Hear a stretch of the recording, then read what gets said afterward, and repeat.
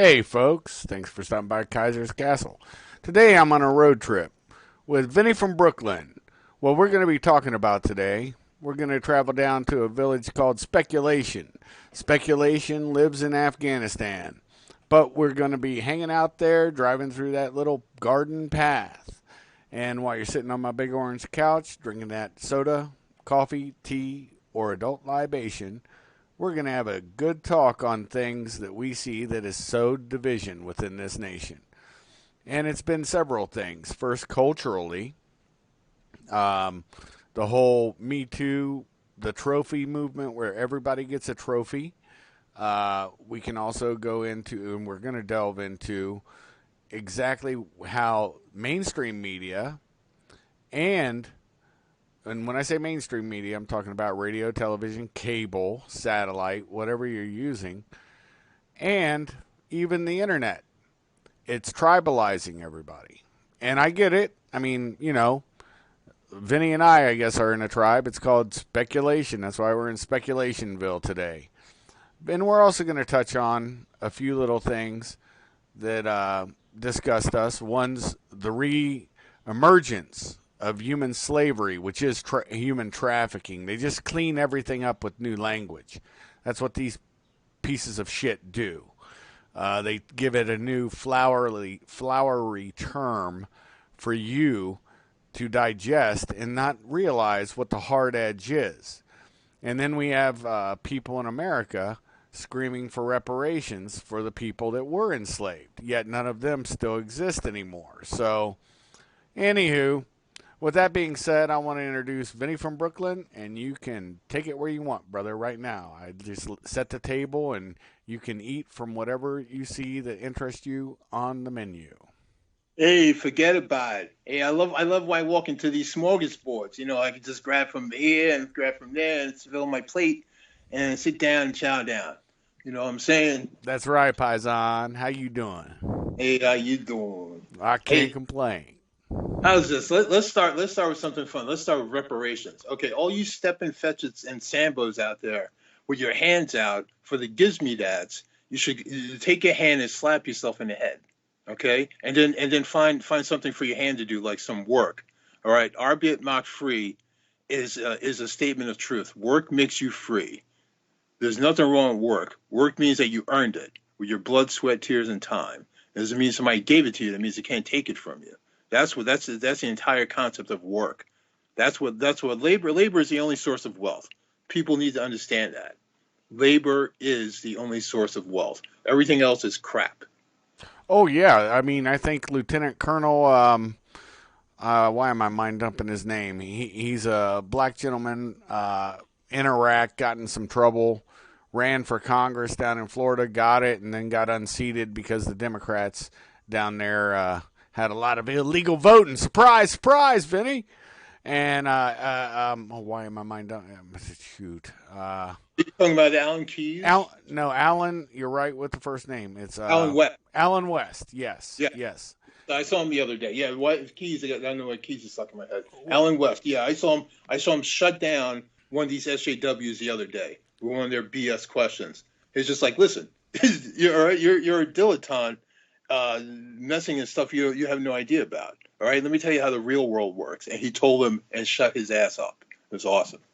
Well, remember, the real world does not work the way most people, most sheeple out there believe. You've seen a different way of it than I have in your own way. If you ever want to discuss that, you're always welcome to in Kaiser's Castle, and especially while we're on this road trip through Speculation, looking at the mountains, the beautiful trees, the mud huts, and the people walking by in jeepneys in the little scooters and just walking the streets. And we might even stop in a shop or two. What do you think? Sounds good to me, brother. I'm always ready for a good chow now, as So, they say. so what's the next on the shopping agenda? Okay, so how's this? Let me. Oh, okay. I was up late last night. I actually missed. I was going to join the guys in the huddle this morning. I missed them because I was up last night listening to David Zublik telling everyone, now without presenting any actual proof, mind you, but it's a theory that I believe in anyway, and I said this in the beginning, so I'll hold to it, that Jeffrey Epstein is not dead. All right. Jeffrey Epstein was taken into military confinement. This is according to David Zubik last night, about 3 in the morning. I found this thing. Now, here's the truth of it, guys. Everyone knows, everyone with a brain knows that Jeffrey Epstein did not kill himself. Okay, it was basically impossible to do. So, Oh, we so agree. Yeah. right, so he was murdered, which is always completely possible. I'd never discount that, but he didn't do it by himself. He had to have help, right? You know what's Or so hilarious? Just like with the JFK murder, the yes, presidential murder. hmm Um, the one thing that the left and right both agree on is Epstein didn't kill himself, and that's another problem. Is the government has become a party to these, and it is not a conspiracy theory.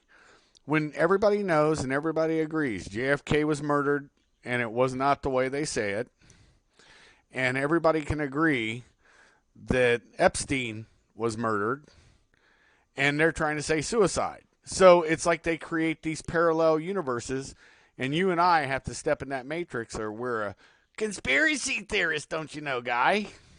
well, guess what? They can call me conspiracy theorist all you want, but you won't call me stupid because that's what you are if you believe that he killed himself. Hell yeah.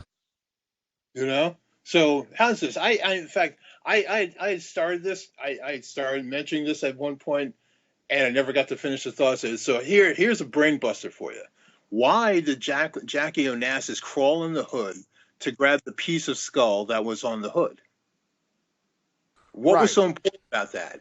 Yeah. I want you to think about this because one of the theories, and this is not purported by John Costello, who's the guy who did this great 3 hour dissertation on how the Kennedy film was, the Zapruder film was a complete fabrication.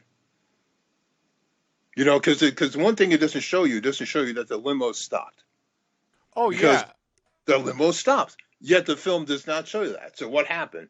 What happened in the film? Right? They took all that out because the limo stop was absolute proof of the assassination.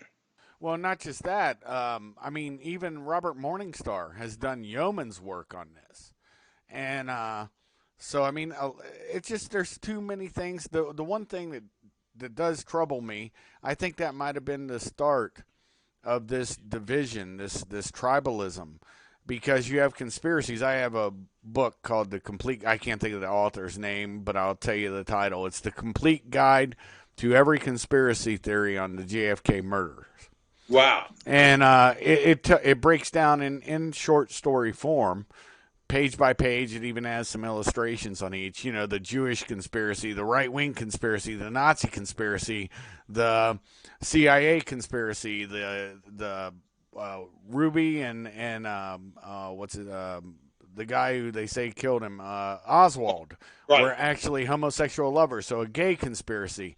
I mean, it just goes through every little stupid conspiracy out there, and all those conspiracies, all they do is divide people along. Notice how they did it with each one. Oh, there's even a black conspiracy, brother. Oh yeah, Of course. oh Of yeah. course. You know, Well, because oh yeah. So I mean, it just boggles the mind that so they got to tribalize everything, so nobody's going to believe anybody else's conspiracy, but they have so many conspiracies out there, it muddies the fucking water. Oh, the Russian conspiracy, the Cuban conspiracy. I mean, it just keeps going on, and it's absolutely ridiculous how many different conspiracy theories are out there. And conspiracy theory is not bad, as I've said in another show. Every conspiracy theory, if you want to get down to it, every detective who's a cop or any cop who's investigating something starts out with a premise, a thesis, and it's a conspiracy theory if they think two or more people are involved. So it's a theory, and if there's two or more people involved, it's a conspiracy theory. And the thing is, intelligence works the same way. So you have where your mind is working, what you're looking at from some evidence, because you may have mere suspicion. That's one level until you get to probable cause. Well, once probable cause comes, you execute the search warrant or the arrest warrant. You interview, whatever you're doing. You've talked to people. once the theory has been proven correct, it now is a conspiracy, point blank covered. And that's the thing about this Epstein thing, is it should have been, the investigation is not even complete, and they're still calling it a conspiracy theory that he was murdered, when everybody knows suicide, that was not his favorite binge. You know what I'm saying? And there's some other funny things, like his brother got all of his, money, all of his tangible things, and put them in a trust that's in the will. And so it's in a charitable trust. Well, once it's in a trust, there's lawyers involved. And you know how lawyers are. I mean, even his lawyers that got him taken off suicide watch, quote unquote, have lawyered up. And so you get a lawyer to a lawyer to a lawyer to put money here, here, here, here. Who's the end player that's getting the money? Nobody ever knows, because it's now muddied. The money is basically laundered through lawyers. Your thoughts? That's exactly it. Here's the whole thing, guys. Let me see if I can go on a good little rant, and you get to relax a little bit. Go on, brother. Okay. Lawyers have screwed our country by dint of legalese. Basically, law is not complicated. It's all a bunch of crap. All right. It's all changing reality into the whims of the homosexual banking mafia. All right. Well, that's why we have legalese as a term. Legal right? speak. Right. Right. So think about this. The Patriot Act is the most cowardly thing ever created. Right. So basically, it's turning the terms on their head. It's making reality fake. Okay. It's security theater. Schools, right?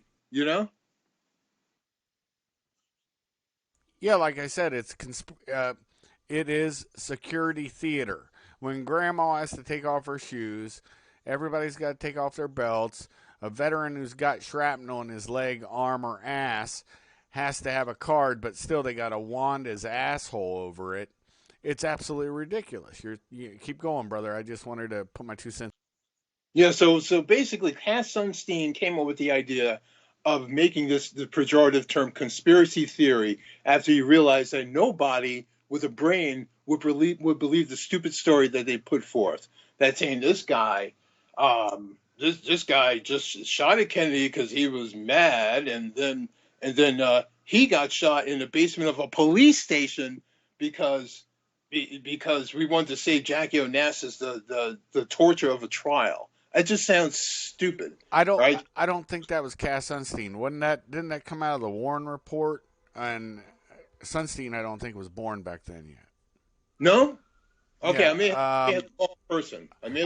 Because I know on it you had Ford, you had Earl Warren, of course. Warren, yeah, the Warren Report. I'm trying to think of the different. There may have been somebody with a Steen in their last name. Dulles brothers, both CIA, by the way. Two people who should not have been on the Warren Commission if you have any common sense. Well, yeah, because Kennedy fired Dulles from the CIA, and the other Dulles was in State Department, and he got rid of him too.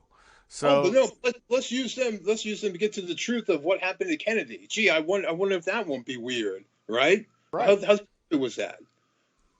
Ugh. Both of them were banking lawyers. Yeah, banking. Once again, banking. See, that's why the term homosexual banking mafia covers the entire thing, because most of them are homosexual. All right, we've established that. Most of them are affluent. We've established that, and they all collude like a mafia, right? So they can't call me an anti-Semite. I mean, you can, because it doesn't really mean anything. For some people, it's a badge of honor. See, like Brian Rue, I want so much to get on air just with him for a bit on Friday when Jaffe had him on. Because first of all, it was a fantastic interview. You notice that Brian Rue is a person. He's not a walking German stereotype. Oh, that's a bunch of stupidity. Even though the slideshow, he's having fun, doing the salute, and he had the little Hitler mustache. I was even going to do that for Halloween. One of these days, they really freak people out. But he's a guy. He's a regular guy. You can't demonize him if he's a human being. Well, did you remember two things? One, I told you to look up Mother Night and watch that show. Were you able to do that with Yeah, Nick Nolte? I do. I'm so sick of Hollywood. I couldn't even do it, Well, man. you got to because it's an important thing. In it, his bodyguard. Now this is an American guy working for an intelligence agency, Yes. while he's married to a German woman during World War II, and he was a radio talk show host. It's based on a true story, folks, and he even gets captured by Mossad at one point. But after they release him and interrogate him and find out everything, and I guess the CIA, the guy who played Roseanne's wife was his handler in the movie. And anyway, so that guy comes in, gets him released, and he has a bodyguard. Well, it's this black guy who has an armband on, a swastika, and wearing the whole uniform too. It's regalia. It's hilarious, right? And everywhere they go, this guy's with him until he gets captured again later by the Mossad, and he ends up hanging himself. But the point is, there was a cab driver in New York. You probably remember this because you're in New York, who was Hispanic, I think, and black. He was a black Hispanic, and probably a Puerto Rican, I think. I can't remember. But the You're guy, talking about the base cab driver, yeah. yeah, he had a swastika armband on. Whatever. He's just, who cares? Ooh, it's the worst thing in the world. It's the worst thing in the world, Shelby. He's wearing an armband. He's wearing a swastika armband. Let's kill him. But see, the whole point is, he was just doing it for IRL trolling. I mean, honestly, people who just now are listening to this, you're actually realize that this Dago spaghetti nigger, me, and half Kraut is talking to an actual black man. And we can talk freely like this. And I don't use that for any other reason than this is real conversation like used to happen even within my school and, in high school. And college kids can no longer handle this kind of conversation. Think about that, man, where you're actually trying to boil down the brass tacks and get to something. Hey, brother, let me tell you, we're never going to have a race war. Let me tell you why. August 17th, August 15th, damn it, I get the day wrong. August 17th, 1915 is the day that proves we're never going to have a race war. That's the day they hung Leo Max Frank for the murder of little 13-year-old Mary Fagan. He tried the nigger did it defense twice, and it didn't work because when people saw the violence perpetrated upon the body of 13-year-old Mary Fagan, they realized even a nigger wasn't as depraved as a son of a bitch who did what they did. Right. Okay. So he gets on. Okay. So they have the trial, right? I did the whole dissertation on this. The people in Frankfurt versus Leo Frank, right? And basically, I go through the entire thing because this was a book put out by what was the idiot? I forget the idiot who wrote this story. But basically, what they've been trying to do for ages is exonerate Leo Frank for the rape and murder of Mary Fagan. They keep trying to put it on Jim Conley, his nigger Jim, right? And it doesn't work. Right. Because understand, nigger Jim did not have a pencil factory to hide a dead body. Nigger Jim didn't have any other reason being a damn pencil factory except as Leo Frank's watchman. Right. Hey, look at here. Now look at here. You got a bitch up in that office. I'll keep watch for your boss. Don't you worry. I'll whistle power for you, boss. If I see somebody coming, you get your pants back up. Right. And that's all he was. Yeah. So understand. It's means, motive, and opportunity. All right. He didn't even really have a position. I think he swept the place, basically. I think you're right. Yeah. He was a sweeper, but he's the only guy who didn't have to punch a time clock. You explain that. Right. Well, he's damn lookout. When he had a visit at his office, I went in one time and her pants was down and his face was deep in there. Right. Right. So I got to keep watch. It's just crazy what they did to try to set that guy up. But yeah, no, like I agree with you. I'm just saying, for the folks out there, I agree with you that I don't believe there will be an American versus communist That's the war. war we need to have, Yeah. people. That's the war. And I'm going to tell you this. I keep hearing these sons of bitches on. Oh, we need to get these alt-right, these white supremacists out of our country. Fuck you, scumbags. Who built the fucking country? Well, Okay? you Who even built the fucking country, you bastards? The hell you telling the people built the country to get out? After they built it? Then what are you going to do? You can't maintain it, you stupid bastards. I've worked with stupid bastards. They can't do it. well, They can't do it. you think about this. It's actually hilarious that you brought this up. Black Lives Matter, all these different organizations, Antifa, all these organizations. Most of the people in there, white college kids and college professors, string beans, right? Right. And then you go and you look at like the Proud Boys, a mix of everybody, even interracial married people. And I'm not saying the Proud Boys did whatever. They are what they are, and they're their own thing. Yeah. Yeah. And I'm not saying white nationalism doesn't exist. I'm also not saying black nationalism No, and Jewish of nationalism. course white nationalism exists. Why wouldn't it exist? And I'm not saying black nationalism or Jewish nationalism doesn't resist or even exist, or even Chinese, Korean, Japanese, Indonesian. It doesn't matter. There's always going to be the edges. But to not be able to talk within each other, it was funny. There was a picture I remember in the 80s. It was in the picture in the local trades here in Columbus, Ohio. And you'll love this one, brother. There was a Klan rally outside some, I don't know, some chicken plant or a beef plant or something like that. It had to do with foods. And they had black people there too, because the black people and the white people were protesting that the Mexican people that were illegals, now this is back in the 80s, were taking their jobs. And you had these guys, of course they can't have a mask on, but they have their hoods and all their regalia on, and there's these black people in the background, and they're joined together because these people don't even belong here. I remember reading this while I was in high school, brother, and I was just like, that was the one time when I realized that all that shit's bullshit, because Americans, I believe, will stand together. And I'm not saying, I'm also not going to disavow anybody ever for their opinions, because I think more opinions, more talk. I know who you are. I want to know this. And so I'll never disavow somebody over that kind of stuff, or myself, or my own thoughts. But or your thoughts, brother, or Jaffe's, or anybody's. So real Americans, brother. Yes. Real Americans are going to stand together. Understand that. See, first of all, what I've discovered, and okay, it's not my great discovery. It's basically just putting together what you, Jaffe, American Intelligence Media, Dr. Dave Janda, E. Michael Jones, Owen Benjamin, all these guys, Black Pill, Black Pigeon, all these people I regard, my new queen, except they took her channel off YouTube yesterday.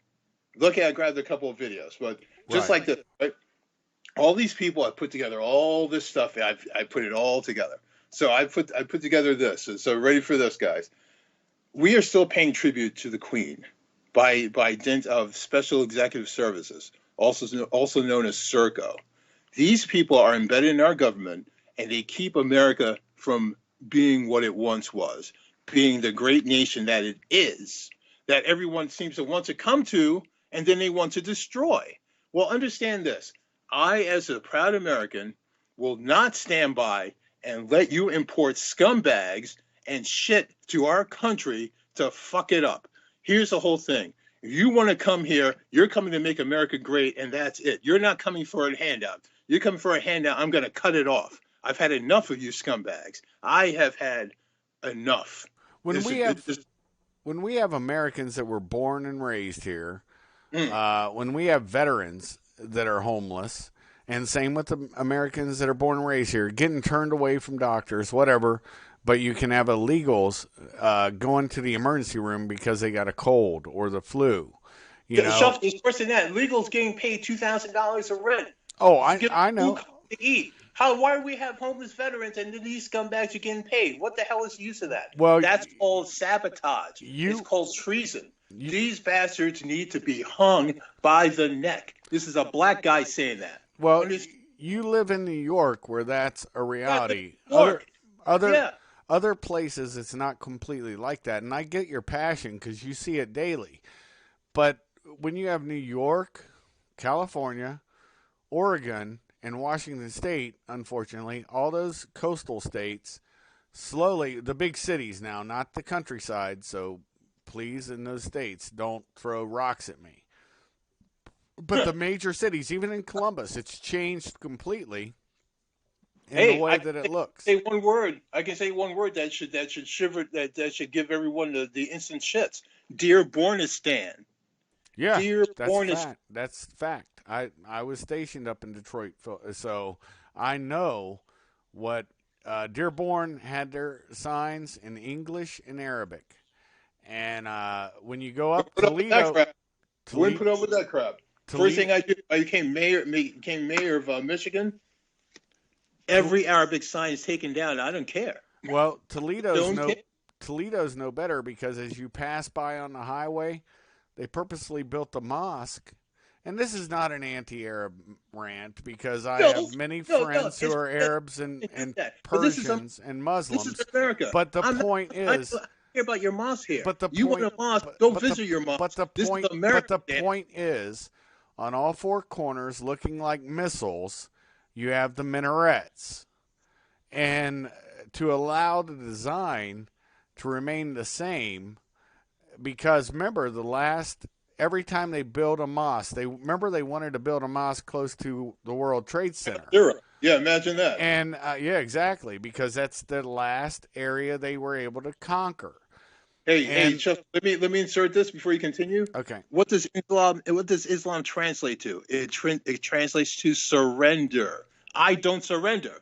Yep, surrender to a greater thought process that they believe you have to have ultimate surrender to. I agree wholeheartedly. That was kind of my point. So these are points of surrender during the time, just like the Cordoba Mosque in Spain. That was the furthest they got on their last conquest, their last jihad, which is their. They love to say that we had crusades. So did they. They just called them jihad. And you can say jihad is a personal struggle, and it is, but it's also a struggle. It just means struggle. And to spread it, you have all the different means of lying, completely legal, not a problem to do it, to the infidel. And it's called taqiyya. Yep. And you have all these different edicts that they can do, but they can't do it to themselves. They also have no interest loaning of money because it's forbidden under Sharia law. There's no interest allowed. But see, that's the one good thing about that's where I was going. It's the only good thing they got. And I've enjoyed my time in the Near East. And anyways, I guess my greater point is that that's something that is more of a problem because it's a foreign thing that comes in, and I'm not saying foreign as in xenophobic. I'm saying it's a religion that has taken all of Indonesia, the most populous, and here's why it's so stupid when they call being an a guy who does not agree with an Islamophobe. It's the same thing with anti-Semitic because Jews, shoot, why am I mind dumping like this? Hazers aren't Persians, Jews, Persians, and Arabs are all Semitic tribes. So how can one be anti-Semitic when they are Semitic themselves? And you have the self-hating Jews. I know all this stuff. I mean, I've heard this. It's about dividing people. That's the greater point. It's all semantics and wizardry. That's all it is. It's wizardry. Yep. And renaming terms. Yeah. And warping and twisting them. Right. And other more legalese too. It's all that stuff is. It's all crap. You understand? So also black means white, yellow means purple, all that crap. Okay, that's not the world I'm going to live in. I'm going to live in a world where 2 + 2 = 4 every day, all day. Okay, that's the only Yep. world I'm going to live in. I insist on that world. Okay, because that's the only world that works. Everything else is garbage. Okay, you want to go live in that world? Well, there's 6 other continents for you to well, 5, because no one apparently is allowed to Antarctica. Right. For Okay, some weird but reason, right? gee, I wonder why. Maybe it's because A that's where. stateless state lives there. Yeah, you know. Yeah, I mean, that's all we'll say on John that. Kerry going, John Kerry, the big stupid John Cohn, Kohn, thinking that he's going to get away with going to Antarctica on election day back in 2016. I remember all that, just like I remember September 10th. What was this? Rumsfeld talking about $3.2 trillion went bye or 2.3 trillion. I forget. Out of I think DFAS, is Defense Finance Accounting Center, yeah. and where the Gee, plane wonder hit, what hit 9/11. where the plane hit on the Pentagon was where the computers were kept Amazing. that Yeah, don't hit the held. generals that ordered the drone strikes on you. Hit the finance, because that's what you really care about. Is Yep. that what you really care about? Are we supposed to be stupid to believe that? Well, Just like be stupid to believe that the 4 days of put options didn't mean anything. the put options were done by the Saudis. They had foreknowledge. Anyways, Right. my point is, I believe 9/11 happened. I have problems with two things: Building 7 and the Pentagon. That's it. The only two Well, problems I have is because it was. I remember September 10th very well too, because I was still working, and the next day, that evening, I drove all the way coming back home, and I'm sleeping because I got in late at night, and all of a sudden I get awakened by a crying wife, and she said 2 buildings have fallen in New York. Didn't I? I'm asleep. I had no idea. And she says, and the Pentagon's on fire. And I looked at her instantly because I knew what that meant. And I said, well, we're at war. I said, don't cry. Let me go you see said we're what's fucked, going right? on. No wonder she's crying. And Yeah, and and yeah. She knows. then First and thing you got to do is get up and get out and fucking defend. and then I had to make a phone call from the federal building, Yeah, and yeah. they were like, well, I said, I'm on leave, man. And they're like, well, this is the date you got to report to Kroll, and you got to go here to get your stuff. And okay, cool. And went there, got my little thing, and got my stuff. And anywho, my world changed, and this is just a fact. But when I found out where it got hit, I don't even think at that time I started to wake up. I'm gonna be very honest with you, Vinny.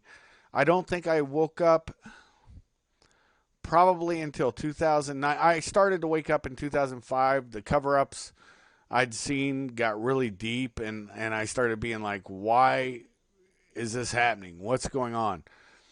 And then 2009, when I went back to Iraq, which, man, when I left, the last time I left Iraq, I remember thinking, man, we've really done something. The Iraqis were turning around economically. I mean, there was a lot of things good that were going on, but the media never reported it, of course. And they even misreported an ambush that I was involved in, getting hit in that ambush. And, we all survived, but there was a burning Hummer. I'll never forget it. And so we took the people they were minor wounds. It was just because of a V bed, and they had these standoff bumpers. So the people actually didn't die. But they were if you've been hit by a V bed, it rattles your brain. It gives you whiplash type injuries. Okay. Well, there's It can traumatized. break legs. Sure. Yeah. And intense heat, you're going to get burned. Anyways, the point is we take them to the medics. Medics take care of them. The vehicle was a waste because the last guy out took a AT4 and blasted the inside as he's behind the hard car that we pulled him out of, and blew up the Blue Force tracker, which is a whole system. I don't want to get into it and just hijack this thought. But we get him back, and by that evening, of course, I think it was late night news or early morning news, American time, they're showing that Hummer burning, okay? and the tires burning. So that means media was already there on the ground because cameras were not like they are with video now on cell phones. So they had to have somebody with a camera, digital cameras did exist, that could get those photos and that video and give it to CNN. And they said today 5 military policemen were killed in Mosul, Iraq. And I looked at those. There was one female and 4 guys. And I said, you guys go home. You're dead. I said, we just saw it on TV. Go home. The war's over for you. I was so disgusted and pissed off. And anyway, so yeah, I started to really wake up in 2009 when I went there and I saw what Obama had changed and done and how destructive it was to the Iraqis and how destructive it was to the American forces. And I just watched it spiral out of control. That's when I finally woke up and I said, you know, I'm never going to work for the U.S. again directly. And I haven't. I've worked for their interest with foreign companies or whatever. But and when I say interest, they're agencies. But I will never work again directly for any U.S. governmental agency because they lie. I don't trust them. And that was my wake up. I don't know if we've ever had that conversation, but that's a honest, true story, brother. Your thoughts? That's a great story. Hey, so let me tell you, here's my 9/11 thing. I was listening to Howard Stern back when he was good that morning, all right, and he mentions Robin mentions a plane hit the building. I go, okay, that's my mom. My mom tells me that, right? I say, oh, I think that's a joke, Howard Stern's joke, and then I found out no, it's not a joke. I go look out the window, and there's a burning tower. I can see you clearly across. Yep. I was an O&A fan back then, not a Howard fan. I was transitioning to Opie and Anthony at that time. I told you, see, Howard was great when he was married, and Jackie Jokeman was his head joke writer. Right. And he lost both of those, and so that was the end. That was the end of him. That was the end of him. And now, you know, as you can see, he's now part of the Hollywood establishment. But get this, I think I've determined that the entire Hollywood establishment is a humiliation ritual. The entire establishment. You're right. I found Vice magazine and Cosmopolitan, both in German, yesterday. So on this German version of Cosmopolitan, it says "fun, fearless female." It's the March issue of 2018. Megan Fox is on the cover. Now, I told you that I've been researching into all this stuff. Well, have you heard Megan Fox tell you that she's a man? Believe it. Not me. I never heard that. Believe it that Megan Fox is a man. And basically, I've been going through, and it's disturbing to the point where it's easier to name who's not a tranny in Hollywood. One I would say who's not a tranny is Sarah Shahi. Well, here's my only thought on that. I don't really want to go down that rabbit hole, but I mean, you can if you want. No, you can if you want. But here's my point. The one thing that I will agree with you on that. I mean, there's several things. I don't believe that a certain somebody's wife was ever a female, and that's all I'm going to say on that. Just because there's video proof from the dance on Ellen. But my point is, Dick swinging all the way in the white pants. Yeah, the only thing I will say is that the one thing I always found disturbing, and if you notice it, it's very rarely done with white actors or comedians. It's constantly done with black actors and especially comedians. Hey, put on a dress. Put on a dress. That's right. Yeah. That's right. The dress. And put on the dress. That's right. And I do believe it is about humiliation. So keep going on, brother. I mean, you're free to speak on whatever you want on my channel. I just said, I'm not going to go down that path, but you're free. It's a bitter pill to swallow, right? Because that means that all this. Listen. I was a devotee of watching Dukes of Hazzard on Fridays at 9:00. I would skip everything and come home to make sure I could see that General Lee jump. Okay, but that means that I was watching a man in Daisy Dukes all that time. Okay, but guess what? That's okay. I've never been that much into television. Here's the whole thing. I grew up being able to listen to television. My mom on my 8th birthday got me a TV radio. So it had the TV signals, but all you ever heard was the audio. Of course, it didn't have a screen because it was a radio. So I got to grow up not glued to a screen. Right. So all this stuff, like, I think I would have come to this conclusion much earlier had I been like every other kid in the world, having a regular TV like everybody else in the world. But I didn't. The one And thing because the one thing I find curious with what you're saying is I remember back. Do you remember in the '90s when True Lies came out and everybody's like, "Wow, Jamie Lee Curtis is still so beautiful," yes. and this, that, and the other. And Hmm. I thought I still think the world of I still think the world of the movies that Jamie Lee Curtis is in. Yes. And it's not just because, I just think the world of her. But I remember something that was said back then is that she had an extra uh, gene, Chromosome. Yeah. chromosome, a male chromosome. And they said, and it was odd, and this is before DNA and everything was, you could get your DNA checked. So I don't really know how they knew this unless she volunteered it. But they were like, and a lot of people in Hollywood have that extra X chromosome if they're a female and they're really attractive. And so I can't poo poo your statement at all. But those are genetically people that have another chromosome added to them.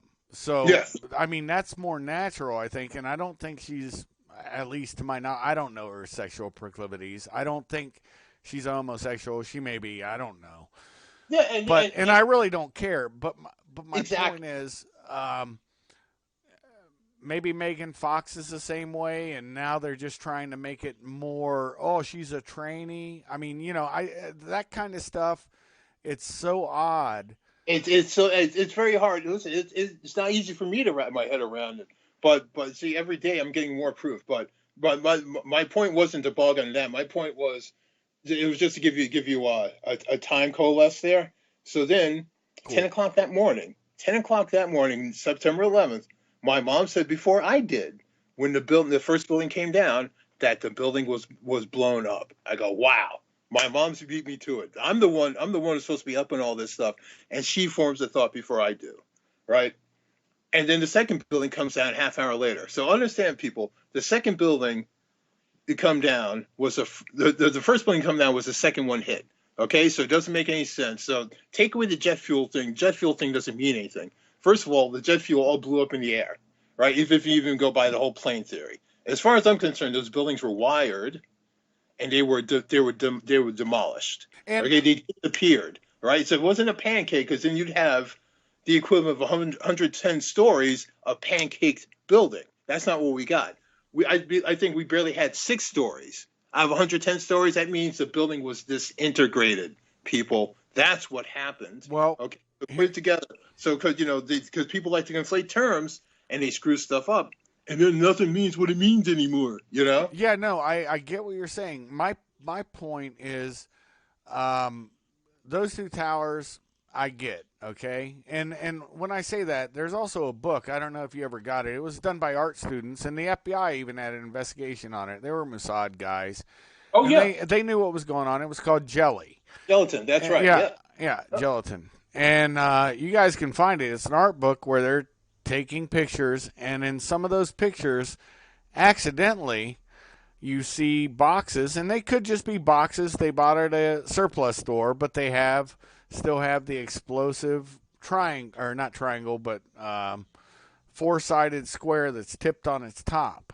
Right. and it's red and it says explosive, right? And then you see a bunch of wires that don't really look like well, how do I put this? They don't really look. They look They more look like like electric fusing wires than they look like three-wire cable. Okay, right. and but they rented an entire floor on one of the buildings. That's fact. 91st floor. Yep, and they even took pictures. They took out a window, and there's a guy standing out there. They were building. They actually did build a little thing you could step out on for this whole book, this gelatin book. And it's pretty fascinating when you go down that rabbit hole. I'm not saying that's the ultimate truth. Like I said, we're going down wild speculation. But there are some irregularities. I will give you that. But the only two things that I've ever had a problem with, because there's video evidence that the police told them they were going to pull Building 7 because of the flames and everything that was going on with it. There's video evidence from before it happened and then when it happened. And they're talking to people that should know. And then later on, when I learned where the missile actually hit at DFAS's computer area, Defense Finance Accounting Center's area, Yeah. I was like, oh, there's fuckery afoot. And there's something, because I remembered Rummy. I like Rummy. I've met him. I like a bunch of people I've met. But it doesn't mean I liked them during the time I met them. It doesn't mean I still have that same opinion of them now. It means I don't harbor ill will towards them. It's just like, why? You were in a position to actually tell the truth and you failed. And it's disappointment that I feel. I'm being very frank with you. Yeah, no, same here. I know what you mean, brother, because these people they took an oath, and you see that they did not take it seriously at all. They did not take it seriously, and you have to ask yourself, wow. I mean, imagine if I could be so capricious with my words, because there's a couple of things you're not supposed to break: your word and your balls. That's right. To any man that you actually know. I mean, and honestly, the biggest stain I have on my life was working for the government and having to lie to people. I did more disrespect to my life during the time I worked for the federal government than I've ever done ever before. And even sometimes on other things, I've had to I made it. I'll tell you what, every other job I did working for or with, I told the truth, because it was like those years that I did that, it built upon me. And I was like, how can I believe in honor and loyalty and brotherhood if my word means exactly dick? Yeah. Hey, brother, I know what you mean. So let's not hold him to that, because that's not your life. That's not what we're through. I want to throw in something weird that I didn't get to say before. We're going back to the JFK thing. Mannequin. Was there a mannequin theory in that book of theories that you mentioned? Yes, there was. Yeah, there was. Excellent. And there was one where he survived too. So yes, because here's the thing, right? I mentioned Jackie O crawling on the hood, grabbing the skull. Why was it important for her to grab that piece of skull? Let me tell you, the last thing I'm thinking of at all, if I'm sitting there and the person I care for, their head disappears next to me, is to look for pieces of skull on the hood. Why did she do that? And I propose now she did it because that was the mannequin. What happens is, one of the theories is that when you get behind a sign, that somehow, I don't know if they have a mannequin under the seat or something, or some kind of dummy seat where JFK can hide, and they pop up a mannequin.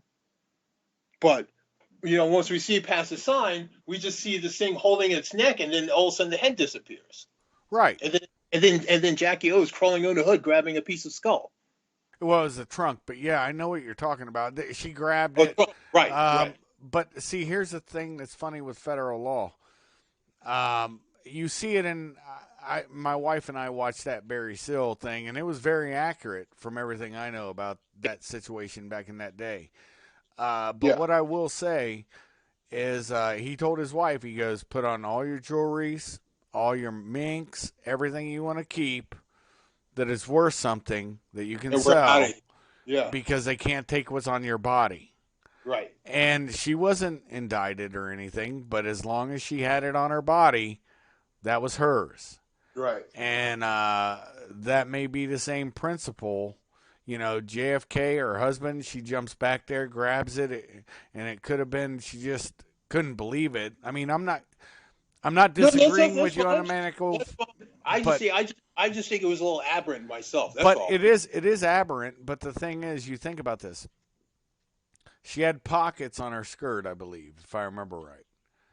And Oh, if she yeah. shoved that into her skirt pocket, you think the Secret Service, the Marshal Service, the FBI is going to say, disrobe, let me see everything that you got in your pockets?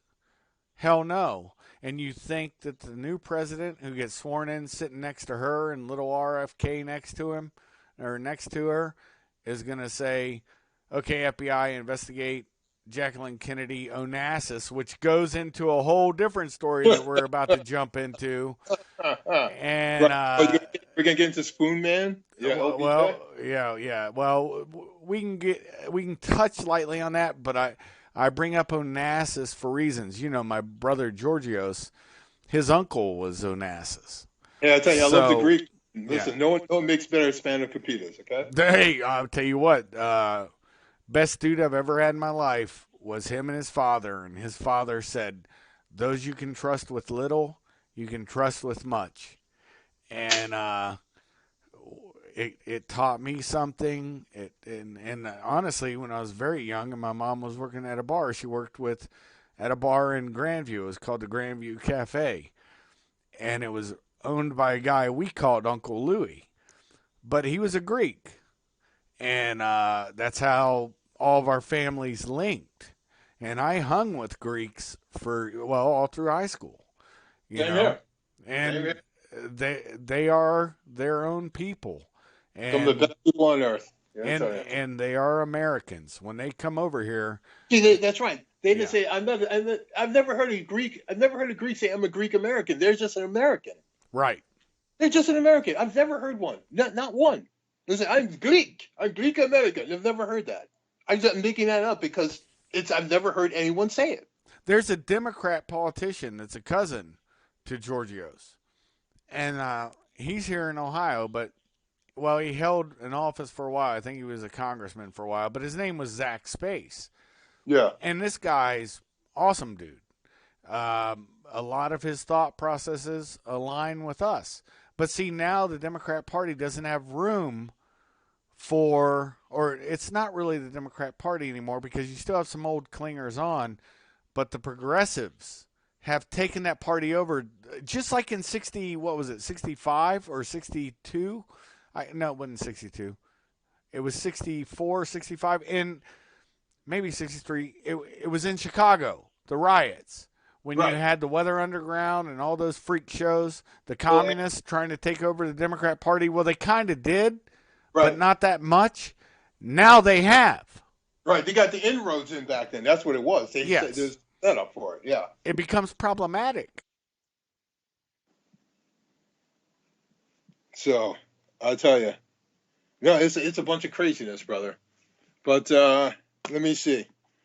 So with the JFK stuff, I like to say I think the RFK murder was so much worse because it was right in their faces. Inside, it wasn't outside where all kinds of things could be possible. They were within the Ambassador Hotel in the pantry, right? And then this guy Sirhan Bishar Sirhan, no points for originality there, comes Right. out of nowhere and supposedly shoots at him three no closer than 3 feet no closer than 3 feet to him, right? Except the three bullets ended up in the back of his head. How is that possible? Because just like the famous coroner Thomas Noguchi says, bullets do not travel in circles. So it wasn't Sirhan's weapon that did it.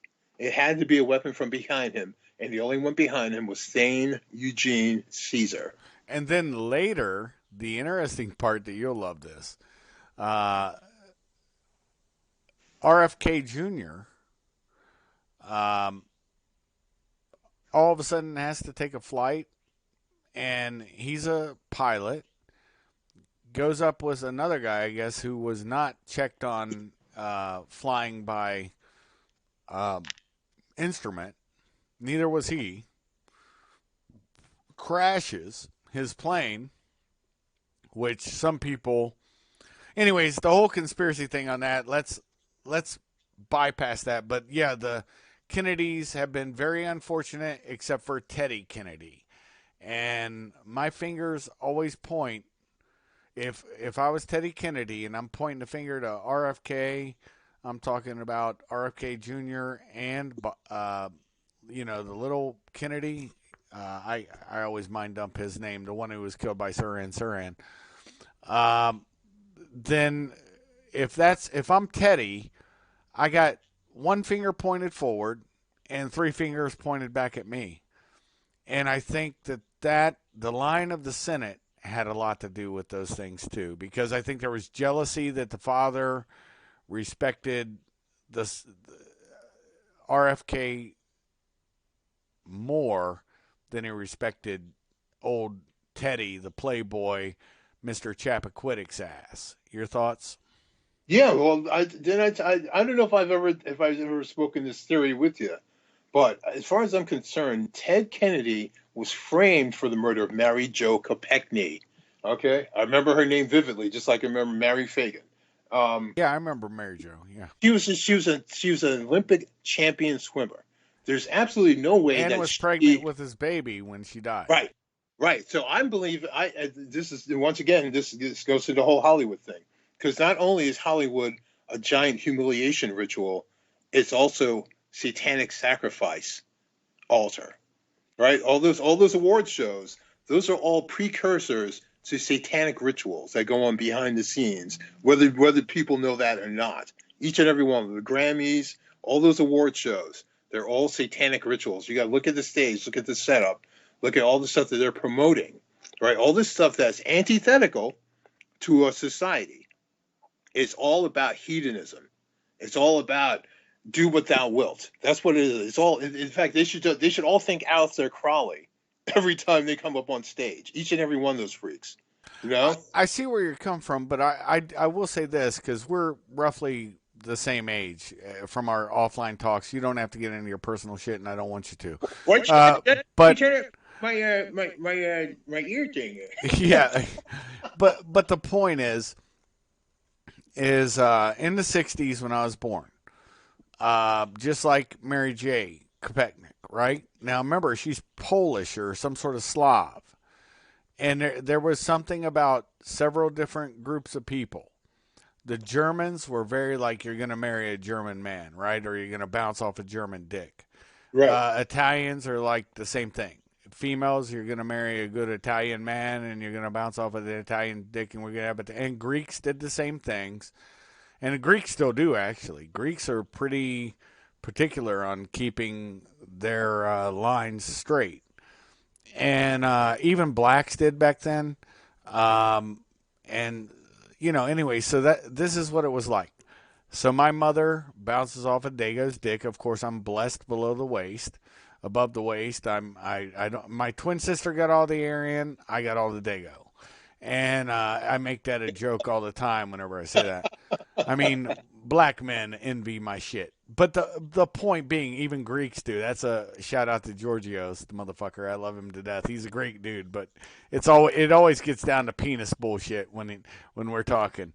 But the point is, hey, have cock will travel. What are you well, supposed to do? that's why my mother changed her name and changed our names when she bore us and gave it a blank name, and it was to hide who our father was. And honestly, his father, actually paid all of our poundage, our what do you call that? Where you get the money every month for us. And then when I was in the Marine Corps, the Army, they didn't even catch it. But in the Marine Corps, my mother was still getting a check, not us. Was still getting a check. And so what ended up happening was, sorry about that. That was my phone, folks. my mother was still getting a check, and we had to sign, my twin sister and I had to sign a quit claim. And that meant we would no longer get any money because we weren't going to college or anything at that time. But he paid all of that at once. On the day of his wedding, he was not being agreeable about paying child support, and she put his ass in jail the night of his wedding. And that's what they did back in the 60s. But she still had to hide it from the family that she was not married. And all of her sisters and my uncles covered it up. My Opa, honestly, never knew who our true parentage was. He died without knowing. That was grandmother in German, by the way. No, for grandpa. Opa. Oma grandpa. is grandmother. Right, Oma, right, yeah. Don't mind me. I'm trying to be smart over here. You were smart. You were smart. You just had it a little reversed. I'm smart. I'm not dumb like everybody says. You're not Fredo. You're not a Cuomo. So I know that. Damn sure not a Cuomo. Oh, I went on a rant about Cuomo when he did that shit because Cuomo, honestly, he forgets who his daddy was, a consigliere to the fucking mafia. You know, me being... Hey, Fredo is a slur. It's like calling a black guy a nigger. No, it's not. No, the fuck. You know what? You know what? He's so full of shit. I know. As a Dago, half Dago, even in high school and everywhere, I've been called a guinea, a Dago, a wop, a spaghetti nigger, a lasagna nigger. Those you could say is equivalent to be called because they say Italians are half black. Because I am half Sicilian. A moulignon or something. Yeah, right? Moulignon for the Moors, right? Hey, eggplant. About friggin' moolies over here. Eggplant. Yeah, mouli. And come on, get out of here. I get all these no, terms. they call you Fredo because you're a stupid ass, Cuomo. Exactly. Fredo. That was the whole point of The Godfather. Was Fredo was a moron. Yes, exactly. He got his father killed because he was stupid. Yes, that's the entire point. And but see, you know, he tries to tough up on somebody. You know what? I'm not even getting. Well, no, this is right. He's a bag of shit. His dad. He disgraces his fucking dad by saying something like that because he's been. I guarantee you, he's been called the same fucking. And I'm only a half breed. He's been called the same fucking things I've been called in my life, and he couldn't carry my fucking gun belt. You know, dude, I despise people that lie. He dropped in the toilet this morning. What are you talking about? Yeah, I don't know. He roid up. Fredo, that's his name from now on. CNN should just change his name to Fredo. Yeah, he disgraced the Italian people. Hey, let's talk about another disgrace while we're at it. Some fun stuff. Don Lemon. How about them stink fingers, huh, Don? Oh my God! Could you imagine doing that? How about that, you little fucking Nancy boy? Stick your fingers in your pants, under your balls, and then stick it in someone's nose. You know how broken your face would be if you done that to me. Wow. Dude, that's just broke it, man. Broke it. I would have stopped until I saw something cave in on his head. Well, what would possess somebody to think to do that? I could see. Are you ready? Are you ready? Hello, Frisco. There you go. Okay, I get your point. And I get to do everything I want to because I'm the perfect citizen. Yeah, that's. Here, smell my balls. Do you like pussy or cock? Yeah, that's fucking stupid, dude. Doesn't that smell delightful? Do my balls smell wonderful? Wouldn't you like to smell them? Yeah, that's. Would you like to e-bag me? That's freak. It's insanity, dude. What the fuck? It makes no sense. It makes no sense. You know, and people will say a lot of stuff, but notice we're bagging mostly on people, you know, that are morons. Yes, and somehow we've lost the ability to say, look, there's right and wrong. This is a thing I know we've talked about in a past program. I've talked about it in numerous of my other ones. There's right and wrong, but there's also something called uncalled for. If I go walking up to a woman and I put my hands down my pants and I say, smell my balls or put it up my ass, smell my ass. Hey, how's my First off, that's completely wrong. but it's more, it's It's uncalled more for. than wrong. It's It's fucking unnecessary. Yeah, Right? it's It's uncalled uncalled for. for. And Exactly. why would you do that? And the other thing about it is, it's uncalled for. If I were to go put my hand, it's sexual assault. I put my hand down her pants or get some titty sweat, but it's also uncalled for. That means uncalled for was a way of saying your brain's not working right. Correct it. But see, that usually happened when you were a child. You did something that was stupid and uncalled for. But as an adult, you do that, it becomes a mental disease. Your thoughts and riff on it for a second because I got to go run. Okay, so here we go. I get to go in town here. Are you guys ready for this? Okay, this is how everything has gone wrong. I want to tell you this. When I'm right, I don't back down. I have never backed down when I'm right. Okay? I really don't. I'm say one time I backed down. I backed down when I was right. So I didn't get shot. All right, because that would have been the next thing to happen had I not backed down in that instance. And I'm sure there's a couple other little things in that regard, but we've allowed delusional people to get away with murder. Okay, and that's what's wrong. We have drag queen story hour, which is a bunch of guys. They're child molesters who put on a dress and makeup, and they go into schools so they can groom children. And the only reason we got to that point is because we've allowed delusional people to get away with it. We need to stop that a long time ago. So when and there's a bunch of people saying, my brain's not working. Okay, you don't keep them out of society. You keep those people away. We had one mental patient who lived in was it Borough Park. His name was Levi Aaron. I think I told you about him, the butcher of Brooklyn. He stalked, then he raped, murdered, and ate an 8-year old kid by the name of Libby Kletsky. Okay, and what happened was there's an article. I think I did the video on this, right?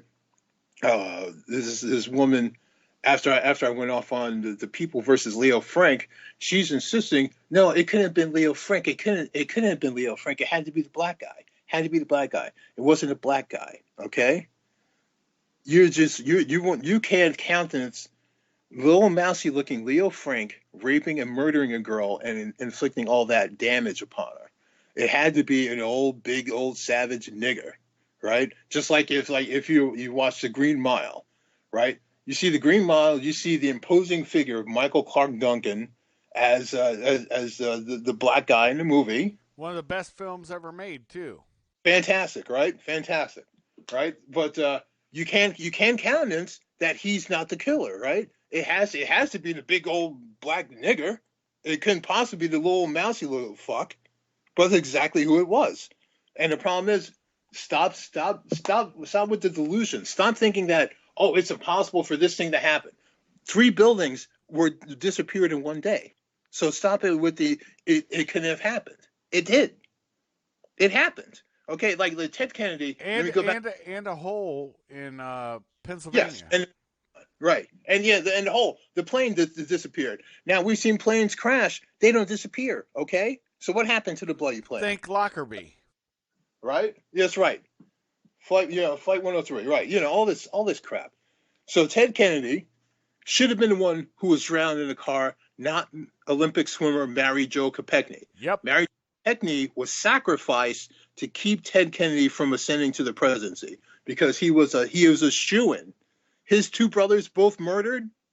You wouldn't vote for Ted Kennedy to get to the bottom of things? No, but they immobilized him. They says, here you go. They drugged him, killed her, dropped her in the car. And you trust me, if you did an autopsy, you would figure out that she was dead before any fluid got her lung. Now you would see that. I agree that maybe she was drugged to die, but what I will say is Ted Kennedy needed no help. He was as he was probably as drunk, a stupid lush, right? In his man Taylor shirt. Another double shivers here. I'm ready to get this party started here. era. Exactly, and I'm going to get in the old Mary Joe's panties as I leave. But I honestly think the Look here, father. I think the because my father. fingers are dry. I need to wet my beak over here. Yeah, I think the father and the mother had more to do because you remember the whole Kennedy money that they claim. All these Bootleg. kids that it's all bootleg from when alcohol was illegal. That's how they made their money, and they were part of the Irish mafia. That's And right. when everybody talks about La Cosa Nostra, no, you also have to. And guess what? The FBI never. Guess what? The Irish mafia still exists. So does the Italian. All the mafias still exist. Of course they do. But the point is, you know, if you put yourself in the headlights, that's when they look at you. And if you have too much knowledge, that's what they look at you for. But it's all so much bullshit that nobody look. Vegas never ran as well as it did in the 80s. And why? Because in the 80s, the mafia still ran Vegas. Go to Ooh. Vegas now, go to Nevada now. Uh, Dope's legal. They sell it in those little dispensaries. You go get a fraudulent doctor, give you a fucking thing because you got a backache, and you can't get. Is California the same way? Look, the only difference I have with Jaffe, I love him, but he doesn't understand that if they're gonna do it that way, legalize marijuana for recreational use to cover it by saying, "Oh, I've got a backache. I get migraines. I got to have dope because of this." I think it should just be legal. But I don't want it to be because the studies have not come out. Look, all these mass shootings we've had, there's never been studies on what goes on when SSRIs, marijuana, and especially with the opioid crisis happening. What happens when those drugs combine? Hey, listen, I caught that show with you and Boz the other day, and the other fellow you had on, two fantastic shows. So first of all, I want to tell you congratulations on your idea that those stupid signs saying this is a gun-free zone should only face inwards and not outwards, because what you're doing is you're making a Exactly. target of everyone within that establishment. You're making a target of them. Okay, some asshole sees that, he says, "I know there are no guns in there," and get this, I did something, another extrapolation that I figured out. They could sue you if you get in a shootout with them and they survive. They can sue you for using a gun in a gun-free zone, even though they're the goddamn aggressor. Oh Think about yeah, and the families. No, it. that's a fact. Is that fucking insane? That's Dude, what these damn laws do. That's why we have to get all this crap off the books. All this unconstitutional garbage. It's got to go. it's got to go. Look, it's so funny. That's something real important right after that, brother. So you go ahead. No problem. I remember in the 80s, it was hunting season. Yeah. Westland High School was considered an inner city school where I went. Shit, you know this. Everybody knows this about me. I dated a black girl all through high school. Yep. Enjoyed and had a great time, and she's The still sweetest a brother. phenomenal person. Yeah. And the funniest part to me, and I'm glad for her life, she has a beautiful life now, and that's awesome. But the thing that gets me so bad about this bullshit is in the 80s, Frank County Sheriff's Department had a guy by the name of Carey. And I'm not going to give his last name. He's dead now. He was an awesome dude. So don't ever take this as I'm pitching a bitch. I had a Jeep CJ5. And I had a gun rack in it for hunting season because we were in the city, but we were also close enough to the country. And all he did was drive around the parking lot. Every once in a while, he'd come in, go talk to the administration, whatever he had to do. That was his sheriff's business, his deputy business. But when you got out of the car and he saw you coming in with a gun, and he did it to all of us, he actually made us all park in one special area during hunting season. And he said, if you go out to your car, you're leaving. Okay. There was no mass shootings then. It wasn't until fucking Columbine that this bullshit started. Well, And now everybody's trying to. Okay, go on. No, because you're right though. Here's the thing, and I'm so happy you reminded me because I completely blanked on this. I made up a hashtag PEWG, people, Remember this, because this is our new reality. Pharmaceuticals equals white genocide. Okay, so Tucker Carlson had been doing shows. He had been doing segments on this the entire time, and the 12th of August is when it hit me. Is that what he's saying? Pharmaceuticals equal white genocide. You think about the five states that are suing the pharmaceutical companies for the opioid overload that they've experienced. What they've done is they've concentrated the opioids in white communities primarily to destroy them. Okay? They've done that. And see, Tucker Carlson couldn't say it out loud. The guest he had on that night couldn't say it out loud, but they made it so I could make the connection. They are destroying the white race from the inside. And just going to just, no one wants to walk around in pain. We all know that. Right? Isn't it interesting now that that's when he had to take his fishing trip? Mm-hmm. Right after that. I mean, folks, look, I'll tell you this. The most, I can't think of the name of the family, but there was a family. And when I talk about mafias, look, remember Meyer Lansky, the Jewish guy. He was a big up in Capone's network of La Cosa Nostra. So all these people, they everybody wants to separate everybody. Look, everybody is everybody in America. We're fucking Americans. If you're doing criminal shit, you're doing criminal shit. And this is the biggest criminal shit I've ever seen. This family, this specific family. Oh, I know what you're talking about, the Sacklers. That's Sacklers, exactly. They started, what's that shit drug?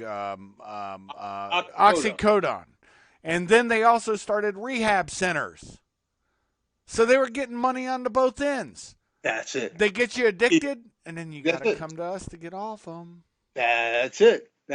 And no, don't worry about kratom. We're going to make sure that stays off the market because kratom is natural and would get you off the opioids. But no, we're going to put it on Schedule 1 instead so you can keep you on the damn dole. Just like fucking marijuana. Genocide. Just like marijuana, brother. Just like marijuana. Look, I'm not. I don't push the whole white genocide thing. I do believe it's American genocide because I'm sure. How about it's right thinking people genocide, right? Yeah. Because all the stupid people will take all the damn pills they want, and who cares? They're stupid. Right. They say, this is great. It's great. As long as they got the beer, the beer and the stupid football and stuff, this is great. Because who cares? It's stupid. Okay? But the people who are gonna keep America the way it is, or at least not let America turn into shit, into an absolute shithole, those are the people they're after. That's you, that's me. Well, I'll tell you this. Listener. I'll tell you this. When they gave me oxycodone one time, I think it was some sort of opioid. I'll never forget it. It's heroin. It's heroin. Well, that's all it is. Well, but the thing is, when I got wounded in Iraq, I'll never forget it. They gave it to me. I think it was like 20 days. I recovered in the hospital, but I didn't have that drug for the whole time. I had a certain amount, and it was for a few days to get me through whatever. And it was a minor thing. It wasn't nothing big. I don't make anything big about it because I don't care. It wasn't that much pain. I mean, it was, but in the beginning. But anyways, I had pills left over, whatever. I threw them out at the end. But the greater point, I think, was that I didn't get addicted to them. I didn't want them because of one reason. I hated taking. I don't like pills. I've never liked them. You and me, brother. I feel you. And the thing about it was, you know what that drug did to me? It took away the pain, but gave me another pain in my gut. Like I can't describe it to you, but it's like your stomach's closing in and twisting, and it really hurts. Well, see, you know what that is, brother? That's a physical reaction to the heroin. All right. See what it is. It's the heroin is a multi-pronged attack. That's what people don't understand. It attacks the mind and it attacks the body. So Your mind craves it, and your body craves it. Your body was craving heroin. That's what it was. That's No, what it. no, That's this why is this. junkies go around and not have No, to eat all the time. no, this is no, this is what I was experiencing while taking it and just Yeah, taking it new. right. And it was like this is back '05, '06, '06 actually. This is why I never understood the whole opioid thing because, I mean, it's from the first pill they gave me once I woke up out of surgery. I'll never forget, and it gave me like the squirting shits. It was horrible, Yes. and I was like, I thought to myself, how do people get addicted to this? Because it's painful. Yeah, okay, it alleviated the pain I had. I never took it without having pain. So because when I didn't feel pain anymore, I'm like, I don't need these anymore, and I dumped them down the toilet in Baghdad hospital. You said, "Go get me a beer." See, here's the whole thing. Exactly. Your receptors were not receptive to it as it is for other things. So you should consider yourself lucky in that sense. Because if we're up to the Sacklers, you'd be in an adult diaper right now, waiting for your next fix of OxyContin. You're probably right. Honestly, Because that's you no. I'm not, brother. I would never doubt you on that because I think you're absolutely right. But I just still that pain.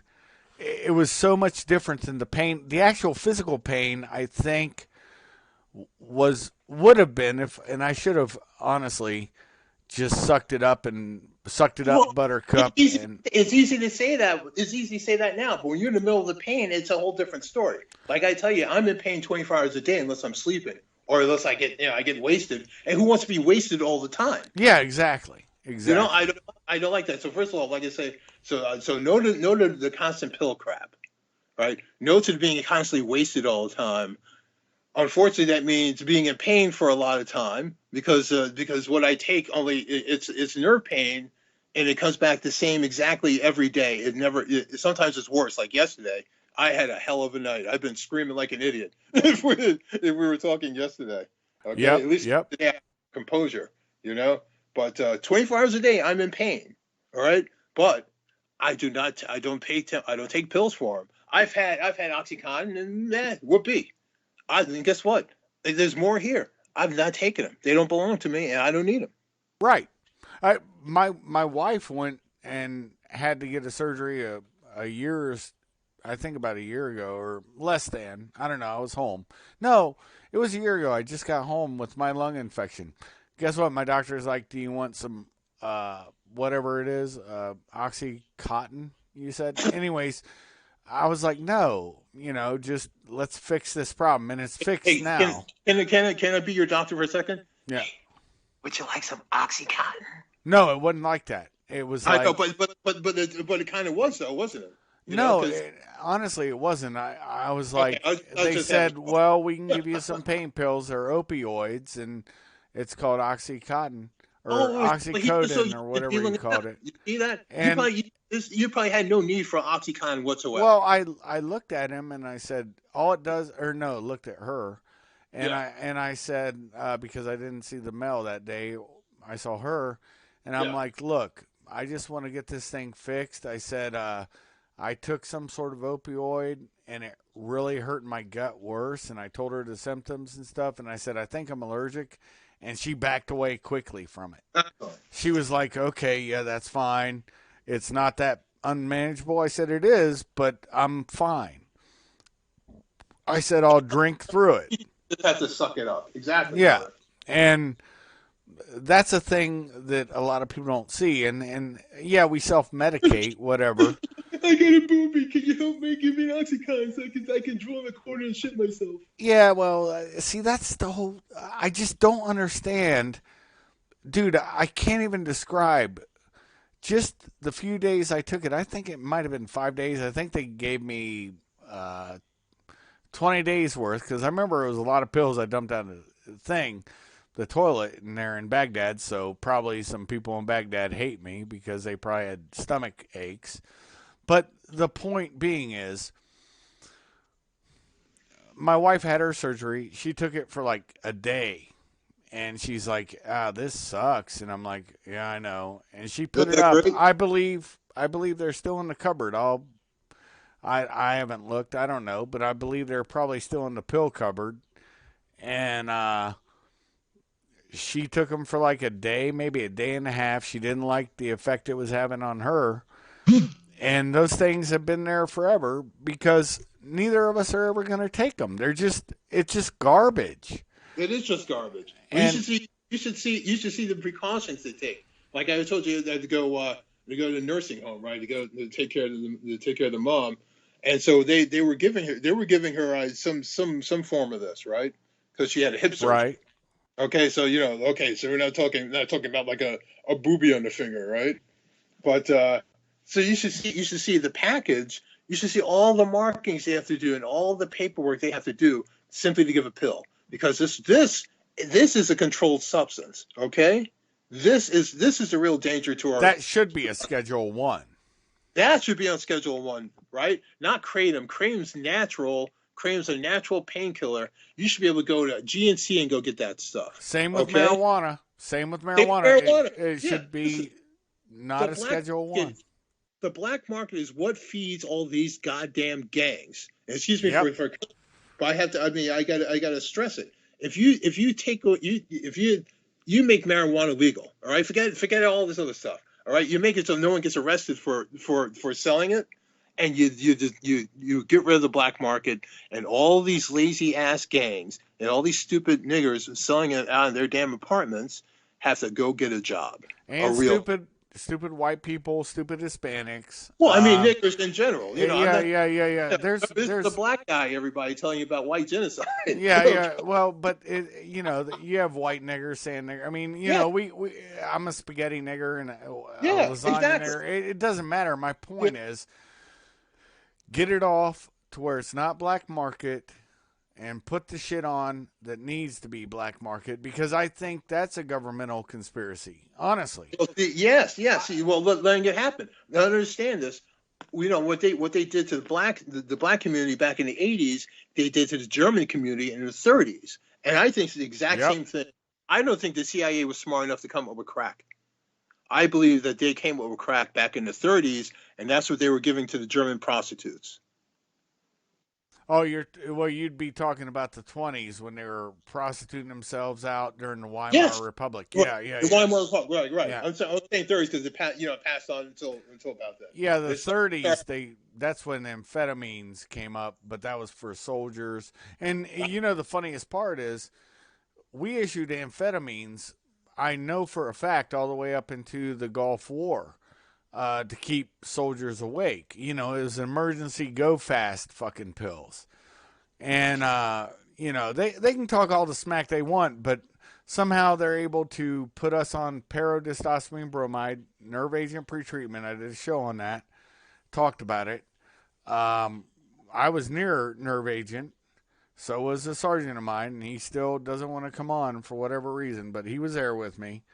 The Jabal incident is real, and parodistostamine bromide, I will maintain to this day, is the only reason why I'm alive, because we were that close to that Al Hussein missile warhead and the ancillary parts next to it. Now, the toxicity of the stuff that was coming off of it, the thing was red hot from traveling through the air, because friction, even through the air, makes something hot. I don't know if the capsule completely cracked and broke, but it sounded like a big beer can hitting that jetty from the distance we were at when it spiraled like a football being kicked through the uprights. There was a masthead on a ship called the Cape Florida. It was fore and aft, and it cut right between those two mastheads where the superstructure is down below. It was loaded with MLRS, multiple launch rocket systems. And the superstructure is like what you see on most vessels where they have one in the back or one on the side or something. But this container ship had two of them, one fore and aft. And it split it like a like somebody kicked a field goal, honestly. And it was spinning. I mean, it was a beautiful, well lit moonlight night. We watched it from the explosion in the air. It was not because of a Patriot. It was because the thing was moving.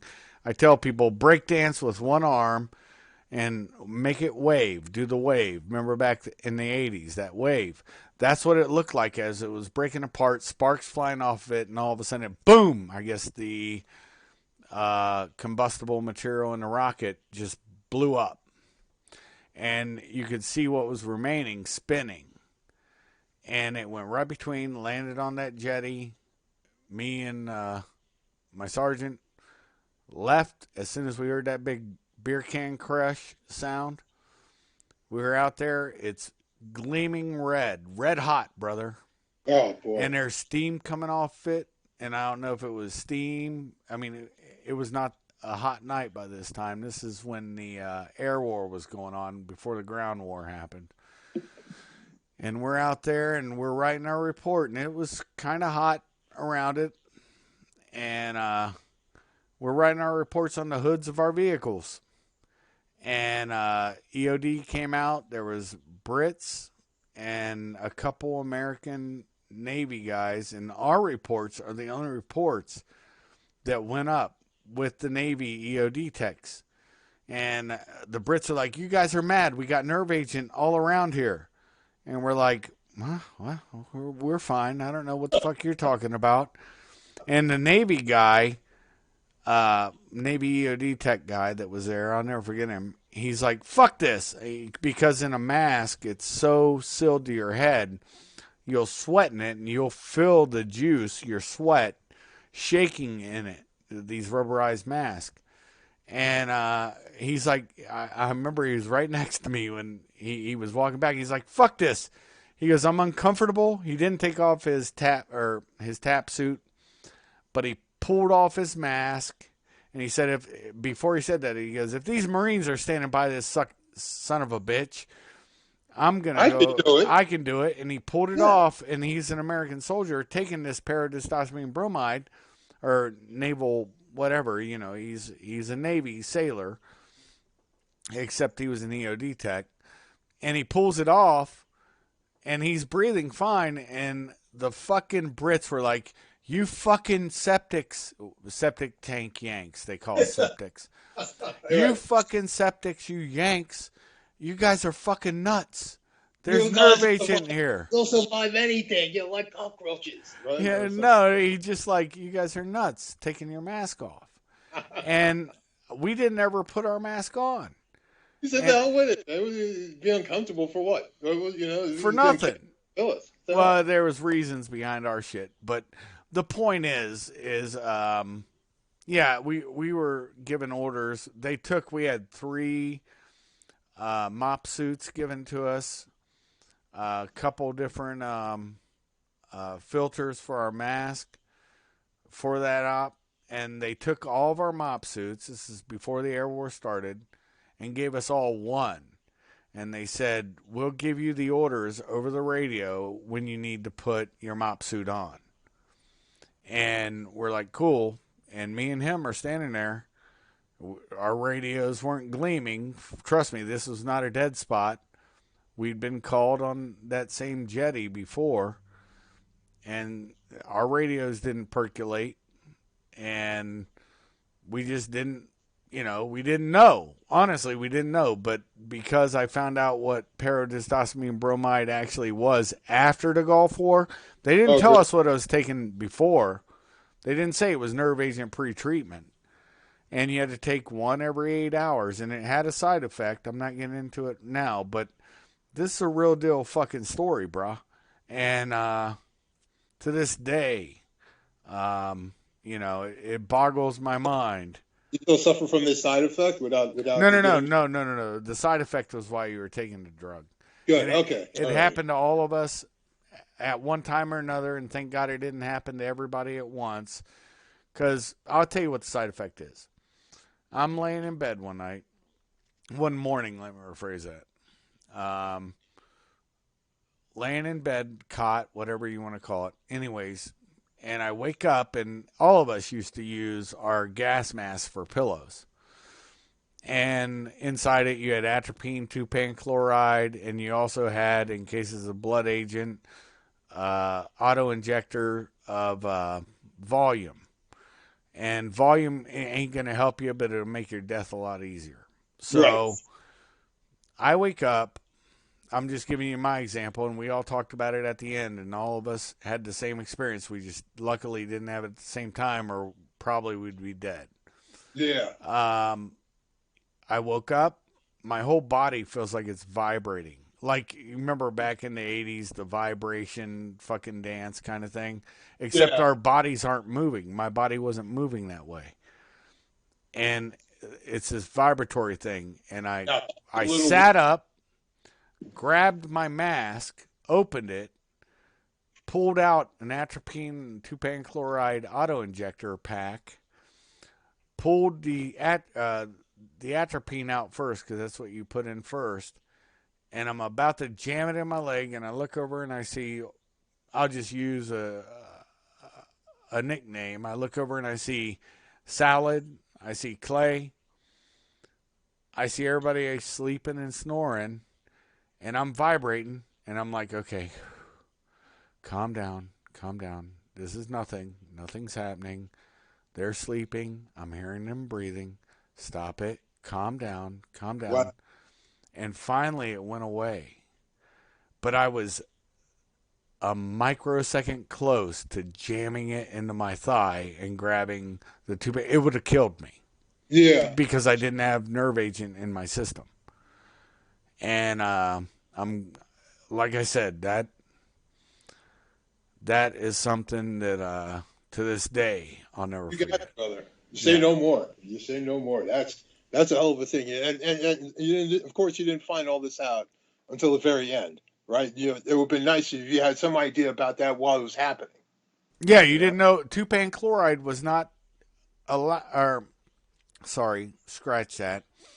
Pyridoxastamin bromide was not produced in America. It was not even on our scripts that they could make pyridoxastamin bromide. It was made in Amsterdam. The blister pack said made in Amsterdam, not USDA inspected. Was it Sanofi Labs? I don't know what it was, but it was not allowed to be sold, and because it was being sold to the military. Right. And that's the fact of what it was. And everybody I talked to during the Gulf War that took it, some people got them and their commands didn't make sure they took them. They made sure we took them every 8 hours. They woke us up from sleep to take them. So, because we work nights normally. Nights and early morning, I think it was 8 to 8. Hey, you want to piss off some Trump tards? That's fun. Well, let's take a break first. You probably need to take a potty break, and I'm going to play some music. Yeah, let's do it, brother. Yeah, we're doing this. I love it. We're having a great chat. All right. I'm going to mute myself, mute yourself, and I'm going to play some music. All right? Radio silence until then. All right. The Dogs of War. Blue Saraceno. Just like the intro song. Blue Saraceno, I'm hunted. This is the Dogs of War. Here it goes, folks.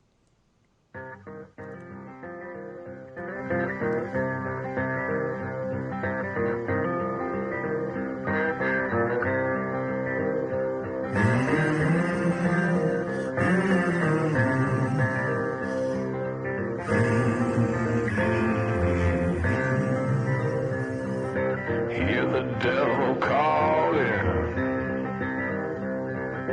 Hear the devil calling.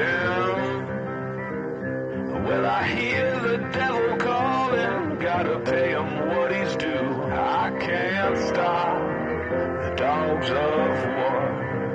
I can't stop the dogs of war.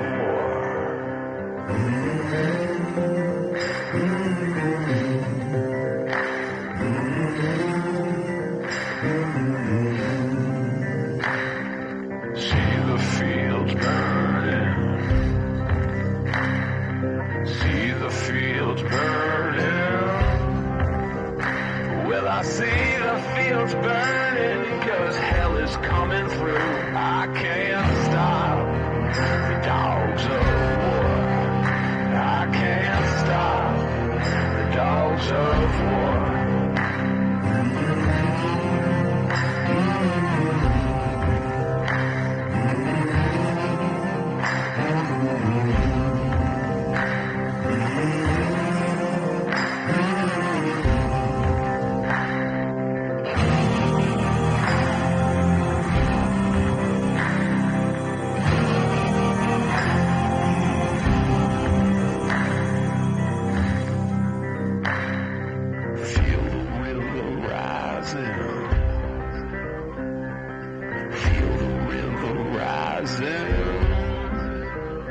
Well, I feel the river rising, devil's coming up for you. I can't stop the dogs of war.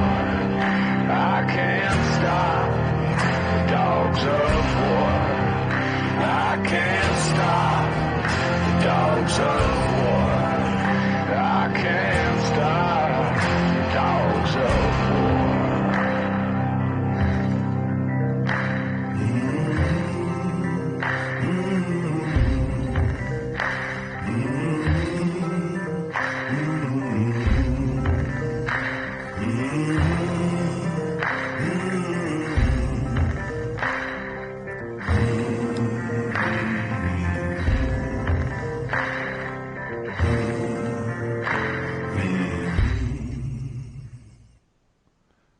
Hey, folks.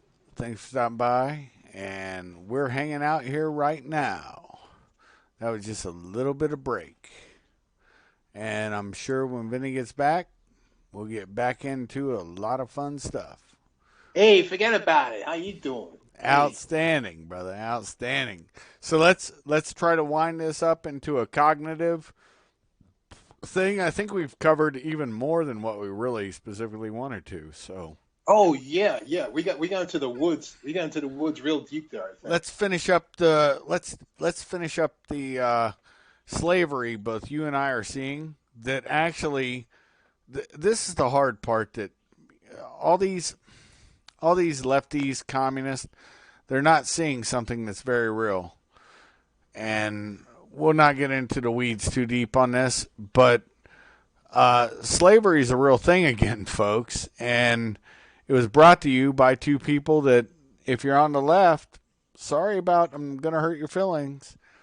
Brought to you by Obama and Hillary Clinton. And I get butthurt. Why do you gotta say Obama and Hillary? Why? well, I mean, think about it, brother. Think about where it happened. And, 13 hours was made, and it's for a reason. The slave market is back open, and I want you, so I'm distanced on this, I want you to explain the nuance of what the Libyan president, before he was assassinated, and he was assassinated. Absolutely. I want you to explain your thoughts and perspective on it, and if there's any things I want to add, I'll bounce in for a brief second, but you go on and riff on it, brother. I'm listening. So understand this. I think I said this before. I don't understand when people come to this country and then want to change this country to a microcosm of what the shithole they escaped from.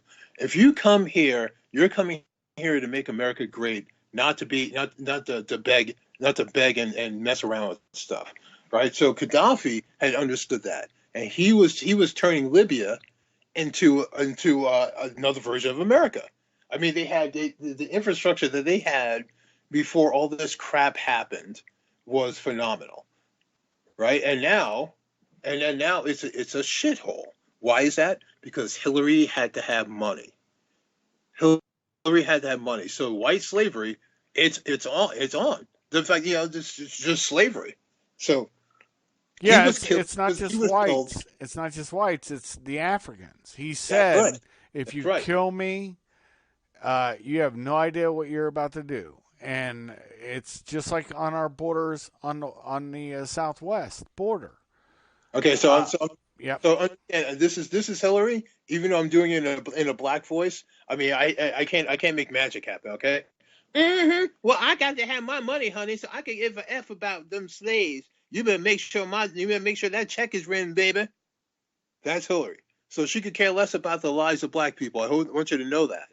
I want all you stepping fetches and Sambos kissing Hillary's ass to know that if you were on fire, she wouldn't squat and piss over you. She would save it to drink it later. But she always has some hot sauce in her purse. Oh, but she got some hot sauce in there, baby. Ain't got no times. This is a stupid line that she said in the drawl, in the black drawl. She might as well have been saying, look away, Dixieland. I ain't got no time to be so tired. That's right. I ain't got no times to be so tired. And all these. Yeah, that's my girl, honey. Damn demon. A bloody demon. Indeed. I mean, if you stood next to her, you'd smell the foul stench. But no, all you did is listen to her stupid words. Oh yeah, she good. Oh Hillary, she that's my girl. Meanwhile you demonize Trump all day and all night. What was it, idiot? Dr. Alan Francis, the doctor. Let me tell you, the letters after the doctor's name are EIEIO. He's an idiot, saying that is more dangerous than Hitler. Okay, he's been in power for 3 years. How many people has he killed? You stupid bastards! Is there a Trump death list? No. So I don't understand why that even trended on Twitter. No. The lefties have a death list. It's 5 kids who were brought across irresponsibly by their parents at the border that died, and they died from shit they brought across the border with them. I mean, we now have typhus. We now have diseases. We have typhus. We fucking killed typhus, man. That's what Zyklon B was for, is to kill typhus. And now it's back. Whose fucking fault is that? Well, it's because it's Trump. Yeah, Trump. We have uncontrolled borders because the Congress refuses to act. And not you and I, but Americans, we forgot the reason why we control our borders. This is something that I was more concerned about than terrorism. Is I know what kind of diseases come from the third world. There's a reason it's all why. It's all part of terrorism, brother. Listen, that's the stuff they don't talk about. That's why we have borders, exactly. They keep all that shit out. Okay, you gotta keep all that shit out. When you let these fuckers come in like that, just as they are. Do you think they care about what they're doing? You think they wash? No, most of them wipe with their left hand. They wipe with their left hands. Yeah, it's not about the washing or cleanliness of the people. It's about the diseases they build up a natural resistance to. And we have been inoculated, but then we have people that aren't inoculating their kids. Think War of the Worlds, people. Yes, exactly. That's how the aliens that invaded us got hit. And the same thing with the Indians. We had small talks. It's not like we were passing out blankets infected with it. Unfortunately, those blankets, we didn't have the ability to sterilize them properly, and those Indians got smallpox. And they died from our generosity, basically, white altruism and black altruism, because even back then, you know what's funny? Back in the cowboy days, they didn't really discriminate. Remember, Buffalo Soldiers were in with every cavalry unit back in the day, and they were black men. And we didn't discriminate. And then all of a sudden, World War I and different parts of it, they started to discriminate within the Army. And then World War II, all of a sudden that's breaking fashion that blacks and whites units are working together. No, that was the way America was always made. Exactly. That was my point. That's my point of August 17th, 1915. Blacks and whites have no real differences besides their arbitrary skin color and some thought processes. Okay? Otherwise, we're all Americans. We are all Americans. We are against the pretenders to humanity. And you know what I'm talking about. I'm talking about the synagogue of Satan. I don't mean Jews. I'm talking about the synagogue of Satan, the ones who masquerade as them. Okay? Right. It's not all Jews. Those are the people we're fighting against. That's Leo Max Frank. Leo Max Frank was one of those bastards who thought he could rape and murder with impunity and get away with it. And you didn't get away with it. We hung you, you stupid son of a bitch, and we're going to hang all of you. Epstein included. Because he was able to get, he thought in his mind, and honestly, he could use legalese. He could use legalese to get away with it. And honestly, Sorry. honestly, I think Hillary, I think Comey, I think all them think they're going to get away with it. Guess what? You got a new sheriff in town. That new sheriff also has a guy who's a no bullshitter from the Northeast, and it's not from Southern District, New York, bitches. It's from the Connecticut area. And that motherfucker is the real deal. And I always tell people, you have to understand, you have a new dynamic, and they're hoping they can push this past the next election and get rid of Trump. And guess what? It'll be radio fucking silence. If Trump does not get elected, you will see the same policies he's enacting now being enacted by Democrats, except with more furor, and it'll be enacted against Americans too. And I'm telling you right now, listen to me at your peril if you don't believe, but you better bank on it, and I mean this. You will see something unleashed that you've never seen before in America. And unfortunately, federally, I hate to say this, law enforcement federally, even intelligence-wise federally, they'll see there's no sense in resisting this bullshit anymore. And you'll see them worrying about their retirement instead of worrying about the oaths they took, which every man I know who's a part of that oath, we took that shit seriously. But I'm not giving cover to any agency. You're going to see the SES, you said executive, special executive services is what you said, but actually in America we call it the Special Executive Service, which is SES. Right. That is the problem. It's not services. What you're talking about is a whole different thing. What I'm talking about is the Special Executive Service. That is the true deep state. Those are the people that have been brought in. They got doctorates, and they are heading agencies. Yes. And that is the problem in the U.S. because they are unfireable, basically, unless the president does it at his leisure, which is his right to do. They're replaced, and they don't all have to be replaced, but you need to ask them serious questions. Where do you stand on communism?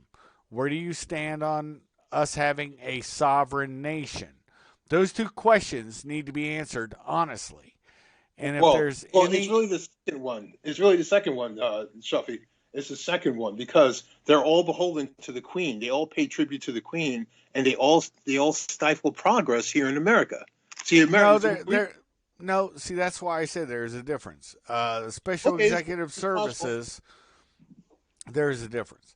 The Special Executive Services is people that are co-opted, and we can go down that path another time.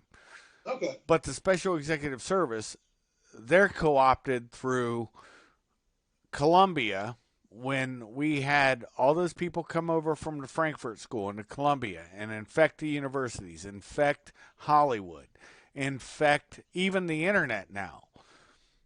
Those people had an agenda. I think the spillover in all those things. And so what it is I don't think we have any disagreement at all. I just think that, I'm pretty sure I'm conflating a couple of terms there. Probably. But I believe that they all spill over. It's just like we were talking about the JFK theories. A lot of those theories make sense if you mix them together with other things. Like we know it wasn't just a mafia.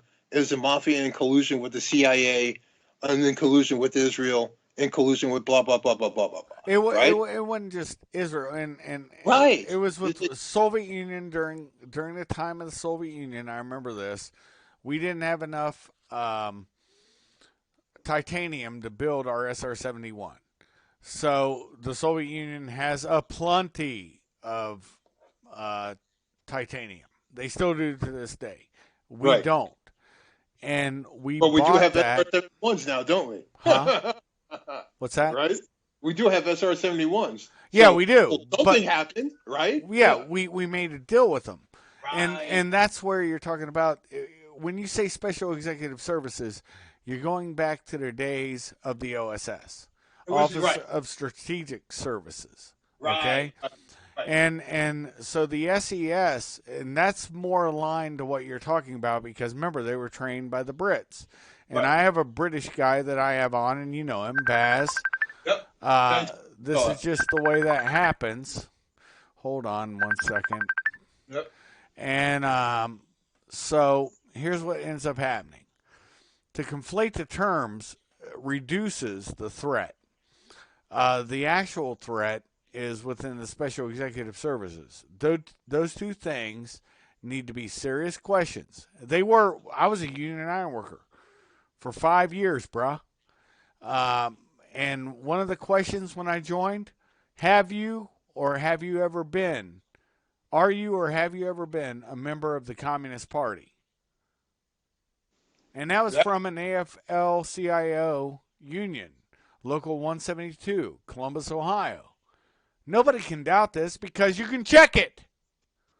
And working myself through college, doing my thing, I saw how college had gotten, because I'd been slowly working on my degree, my first degree at that time.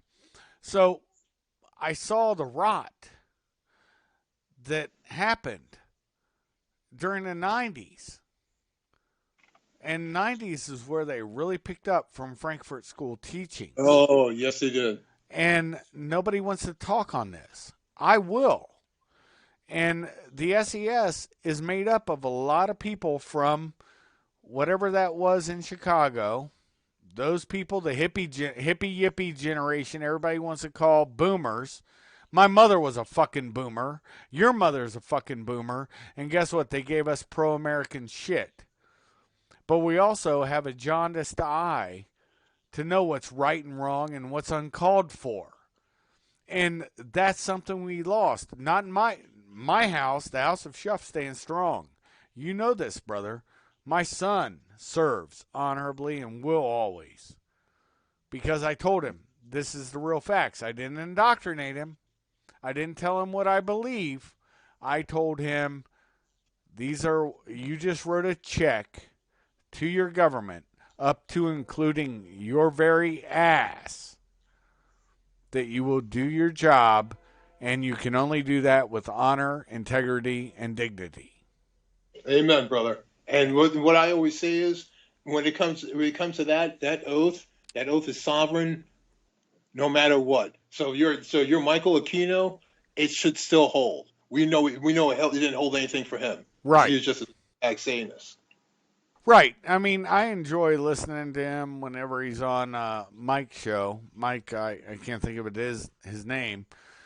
But right now, I can't believe I can't remember his name right now. But he'll come on. I enjoy listening to him for entertainment. When did we forget that you can listen to somebody? Art Bell, how many times on Stakeouts I'd laugh? It's vampire night. Everybody who's a vampire, call in. Time traveler night. Everybody who's a time traveler, call in on the time traveler line. West of the Rockies, east of the Rockies. Hold on, pal. It's all bullshit. You can riff. I'll be right back. All right. It's all bullshit, folks. And that's the whole problem that you hear from people nowadays. They have no discernment, no judgment, no way to think. Look, you've listened for this amount of time. I like Vinny. I think he's a great guy. We disagree, but we're not disagreeable. That's what America is made for. We can all disagree without being disagreeable. We can all talk smack. But guess what? In the end, what do you get when you're shit posting, shit testing somebody? You're getting absolutely nothing. That's it. You're adding fuel to a fire that I believe was started, and I'll probably blow your mind there, Vinny, but I believe it started with Clapper, and we're talking intelligence, only two intelligence agencies, in my opinion. Thank God for Mike Rogers. Thank God for Yeah. General General Flynn. Mike Flynn. Those two guys tried to save the Republic, and they're, in my opinion, They did. They are stalwarts. But the CIA and, honestly, Clapper and Brennan did the biggest disservice. And if people would have looked up their backgrounds and denied them their clearances back when they're young, fuck, Brennan voted for Billy or whatever the fuck the guy's name, Bob, Billy, the communist. He voted for him for president in the 60s. Right. That's an easy no. Sorry, you can't come in. That should have disqualified him immediately. Exactly. We wouldn't have that treasonous piece of crap messing up stuff. Letting 9/11 happen because he did. If anyone had a brain who was up there, they would have seen what was happening. Remember that intelligence report with the two buildings and the plane diving at him? Well, I think it was August 8th of 2001. Yeah, I remember that. And we couldn't count it. We couldn't count it as a plane hitting buildings. You stop that garbage. And don't say that crap out loud to anybody with a brain. Well, that's not where I'm going with it. My point is, not only did we have a chance to stop him at the entry point, but we also had a chance to stop him because in the Gulf War, a fact, he converted to Islam. Brennan did. In Riyadh, Saudi Arabia. And so why was he ever even a factor? Well, it's because Obama and Hillary had a pro-Islam bent. That's why. Right. There you go. And that's all I have to say. You riff on for a minute, man. I like I said, I think you're a great guy, but we can agree to disagree, and we can fine-tune things and come to an easy talk. And that's, there's too much violence within your guys' speech. You raise your voice too much. No, this is Americans' way to talk politics and disagree. And please disagree. Everybody out there, if you want to disagree with Vinny, feel free to vent. If you want to disagree with me, mail.com. Email me. But if you're mean, I'm going to be mean right back. There you go, baby.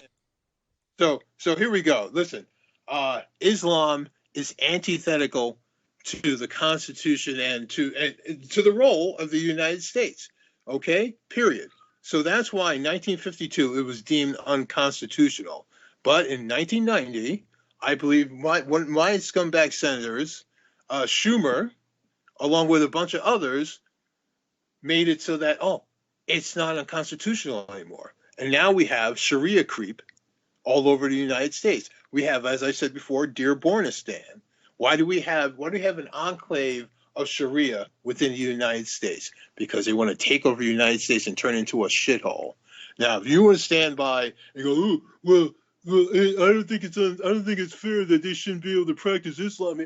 Well, listen, if you're worried about practicing Islam, then why you come here? Stay where you are. Stay where you are. Listen, this, like I said, the rest of the world should be made like the United States. Don't try to make the United States like the rest of the world, because it's never going to happen. You're never getting our guns, and you're never taking away our liberties. I want you to know that now. Now I believe we have this whole thing. We're going to try to fight anti-Semitism. Take that to the bathroom and wipe with it. Okay. That's for these other countries where people are arrested for saying they don't believe 6 million people died in the Holocaust. I mean, if you look at the stats, there are only 2.8 million Jews in Germany the entire time during World War II. So how'd you kill 6 million of them? Well, I think they conflate that with the Czechoslovakians, the Poles, all that. But the nonsensical part of it is The No final gas. solution, the trade unionists, all these people, they conflate it with it. And here's the point: they weren't all Jewish. A lot of people died. The Russians died, but then they fail to remember how many people got killed during the Russian Revolution. How many Right. got killed within 60 that revolution? million Christians. Yes. How many people got killed in Mao's revolution? And then they also forget that National Socialism, the reason why this is fact, the reason why the Nazi banner is flown on a red background was a hat tip to communism. It was just different. It wasn't international, it was national. But it's still socialism, communism. And then you look at Maoist, look at their flag, the star instead of the hammer and sickle or the swastika. Right.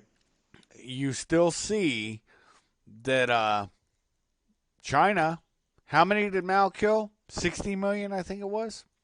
That's a blink of people to them.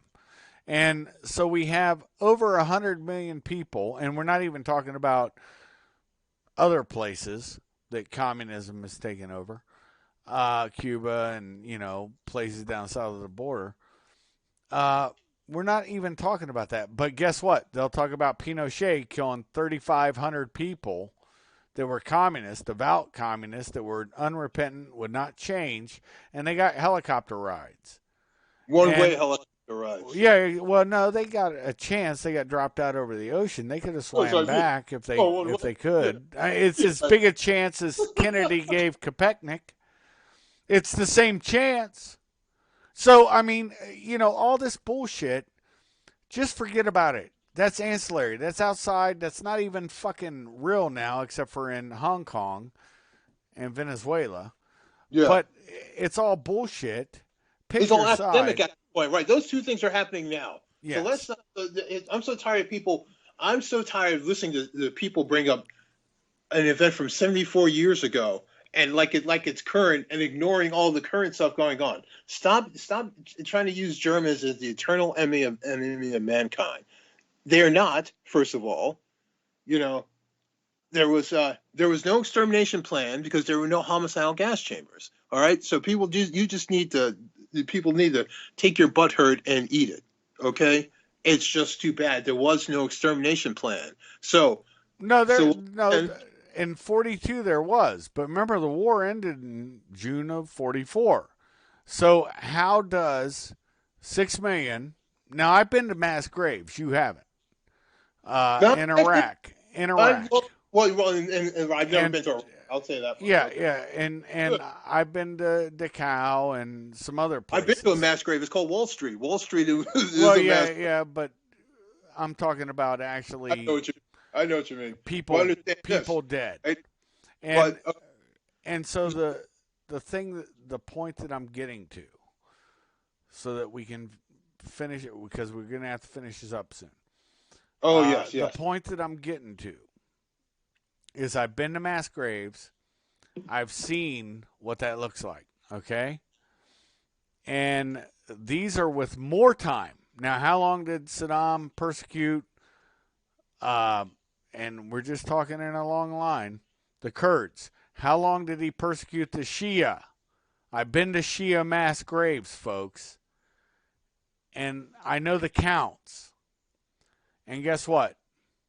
They're not as big as what happened in Germany.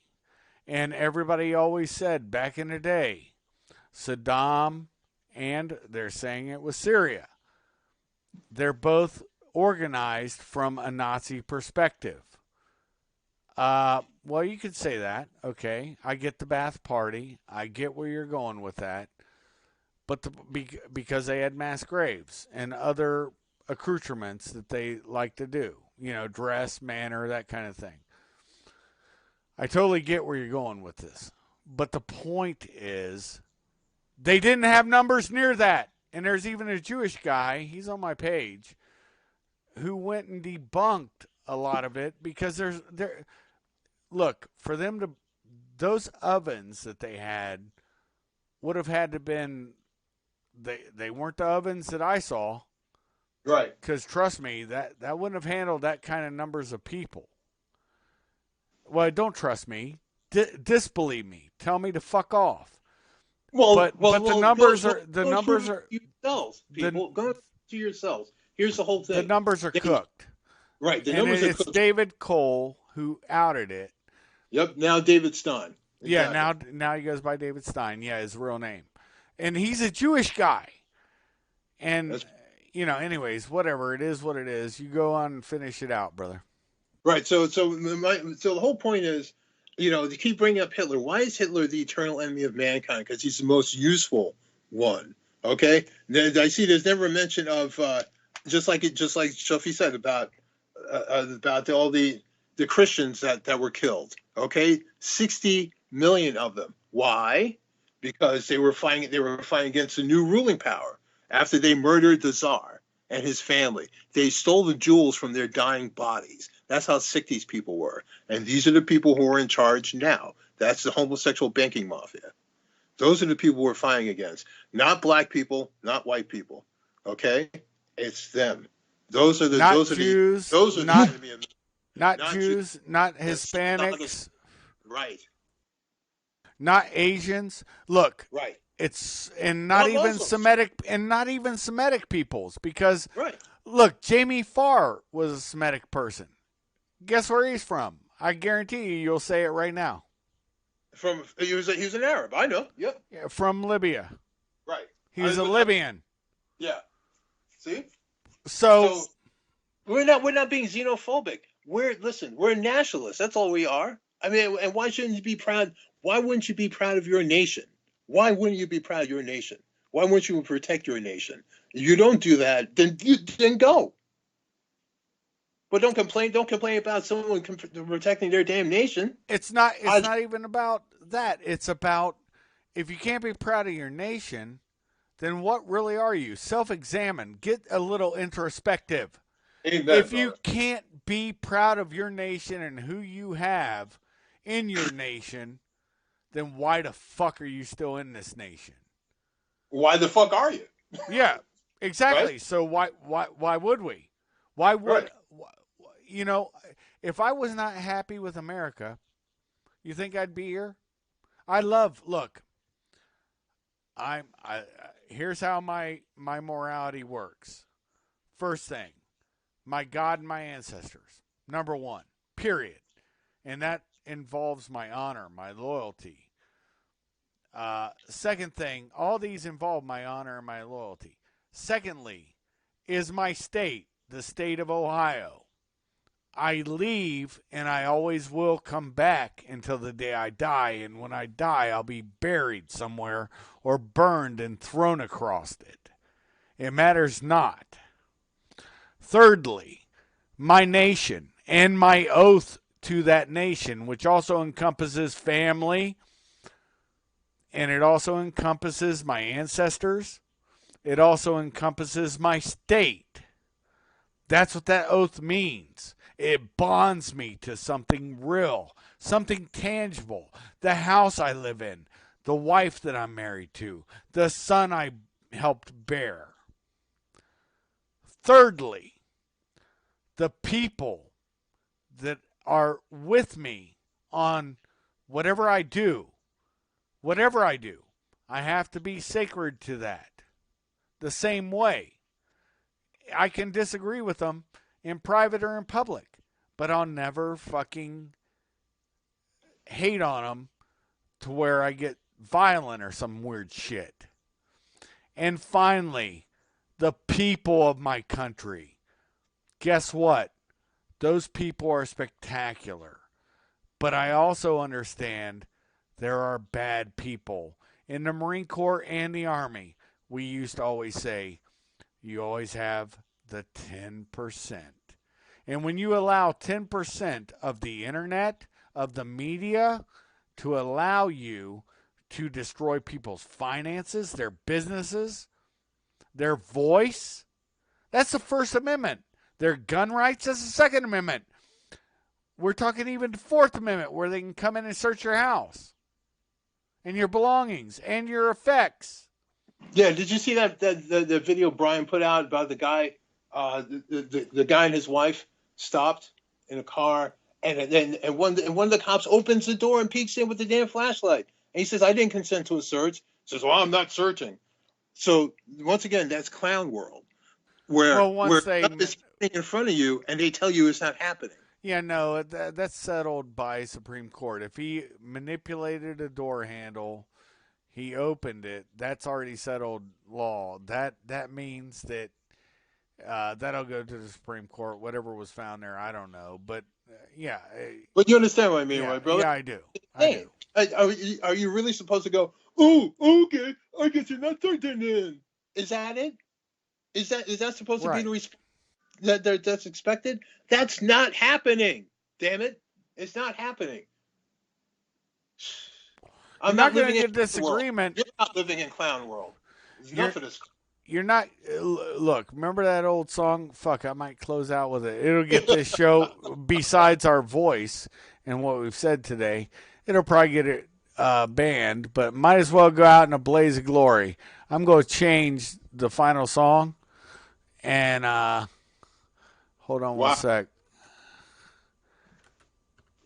Hey, listen, while you're changing that, let me recommend another song for you guys. This will just be fun. Eugene by Crazy Joe. What is it? It's actually Ace Frehley is playing in the band. I believe he actually plays bass in the song. But Crazy Joe, the song is called Eugene. And get the song, watch it on YouTube with the video, even though we shouldn't be promoting YouTube at this point. Because they're stupid white knighting and their wokeness. Well, Gillette lost $8 billion by going woke. Who knows how much YouTube is lost by going broke? Who knows how lost Google is lost by going broke? Stop going woke. All you can do is go broke. Gillette did it, right? The best a woman can get. Yeah. So, anyways, look, folks, you have experienced I'll give you top billing on this. The Vinny and Shuffy show. Look. It's an couch overload, baby. This is, if you want cerebral collapse, you'll continue to listen to our shows, or you won't. It doesn't matter. We do this in high comedy, but also with some real stuff to think about. Just think about it. Oh, and, hey, real fast. Remember when I mentioned about Jeffrey Epstein, and this is by David Zubik, right?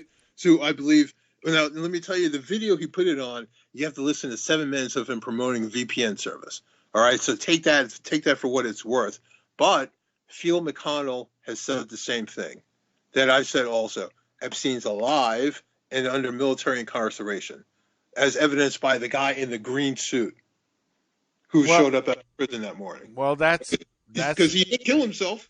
That's a theory. I mean, we have a lot. We know he was murdered at least, and Right. I'm not gonna counter signal that he could have been erased, because I know we do this.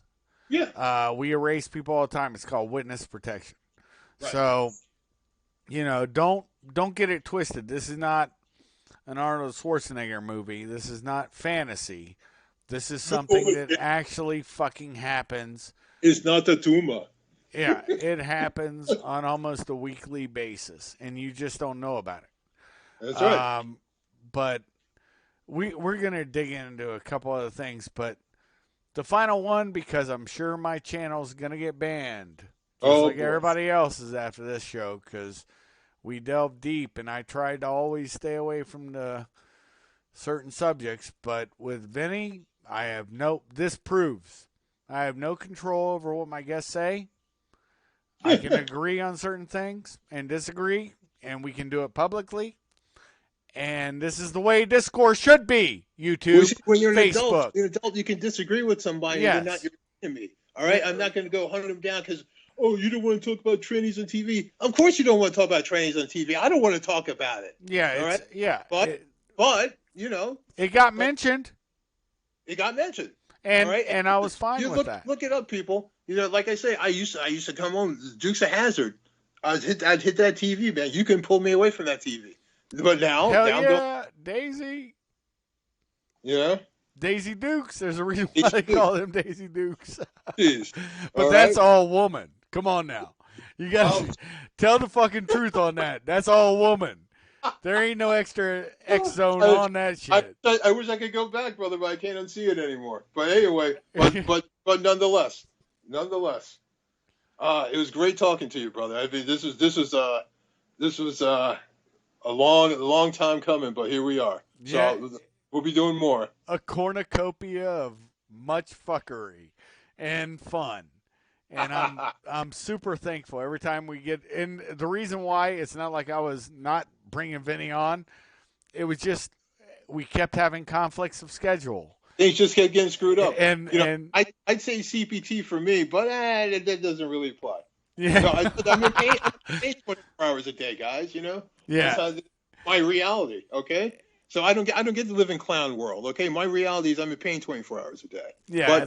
But nonetheless, it doesn't turn me into a scumbag. I'm still a happy man. All right. Yes, exactly. And he is. He's really a good dude. We just need to have a talk one time just on living life. Anyways, much love. Mute your mic. Thank you guys for stopping by Kaiser's Castle, enjoying your coffee, tea, soda, adult libation, whatever you choose to do. I'm going to slowly raise the drawbridge, and this is probably what will get this video pulled. There's a band in the 90s, Dada, who did Disneyland. And that's pretty much my two thoughts on what you're going through right now. With that being said, enjoy, be well, be safe. Much love to you all on my channel. And take it or leave it. Shove out.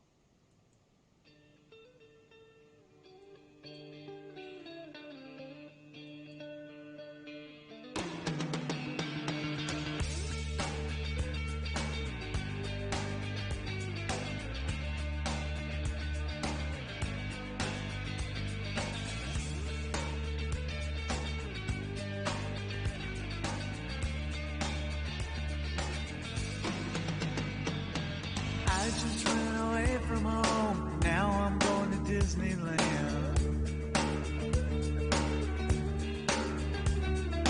I just crashed my car again. Now I'm going to Disneyland.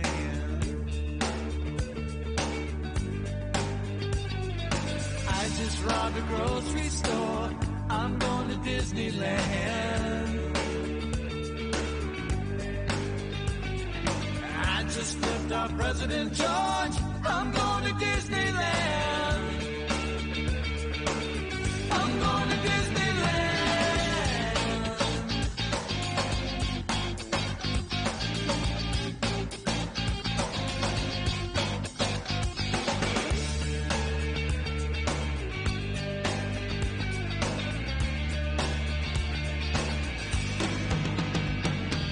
I just tossed a fifth of gin.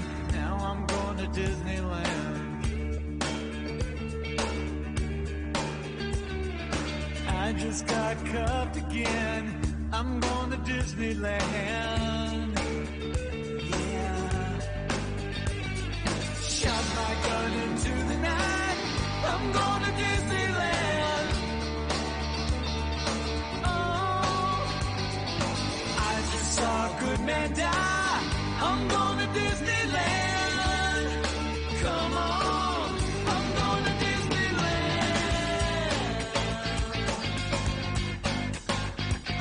Hey.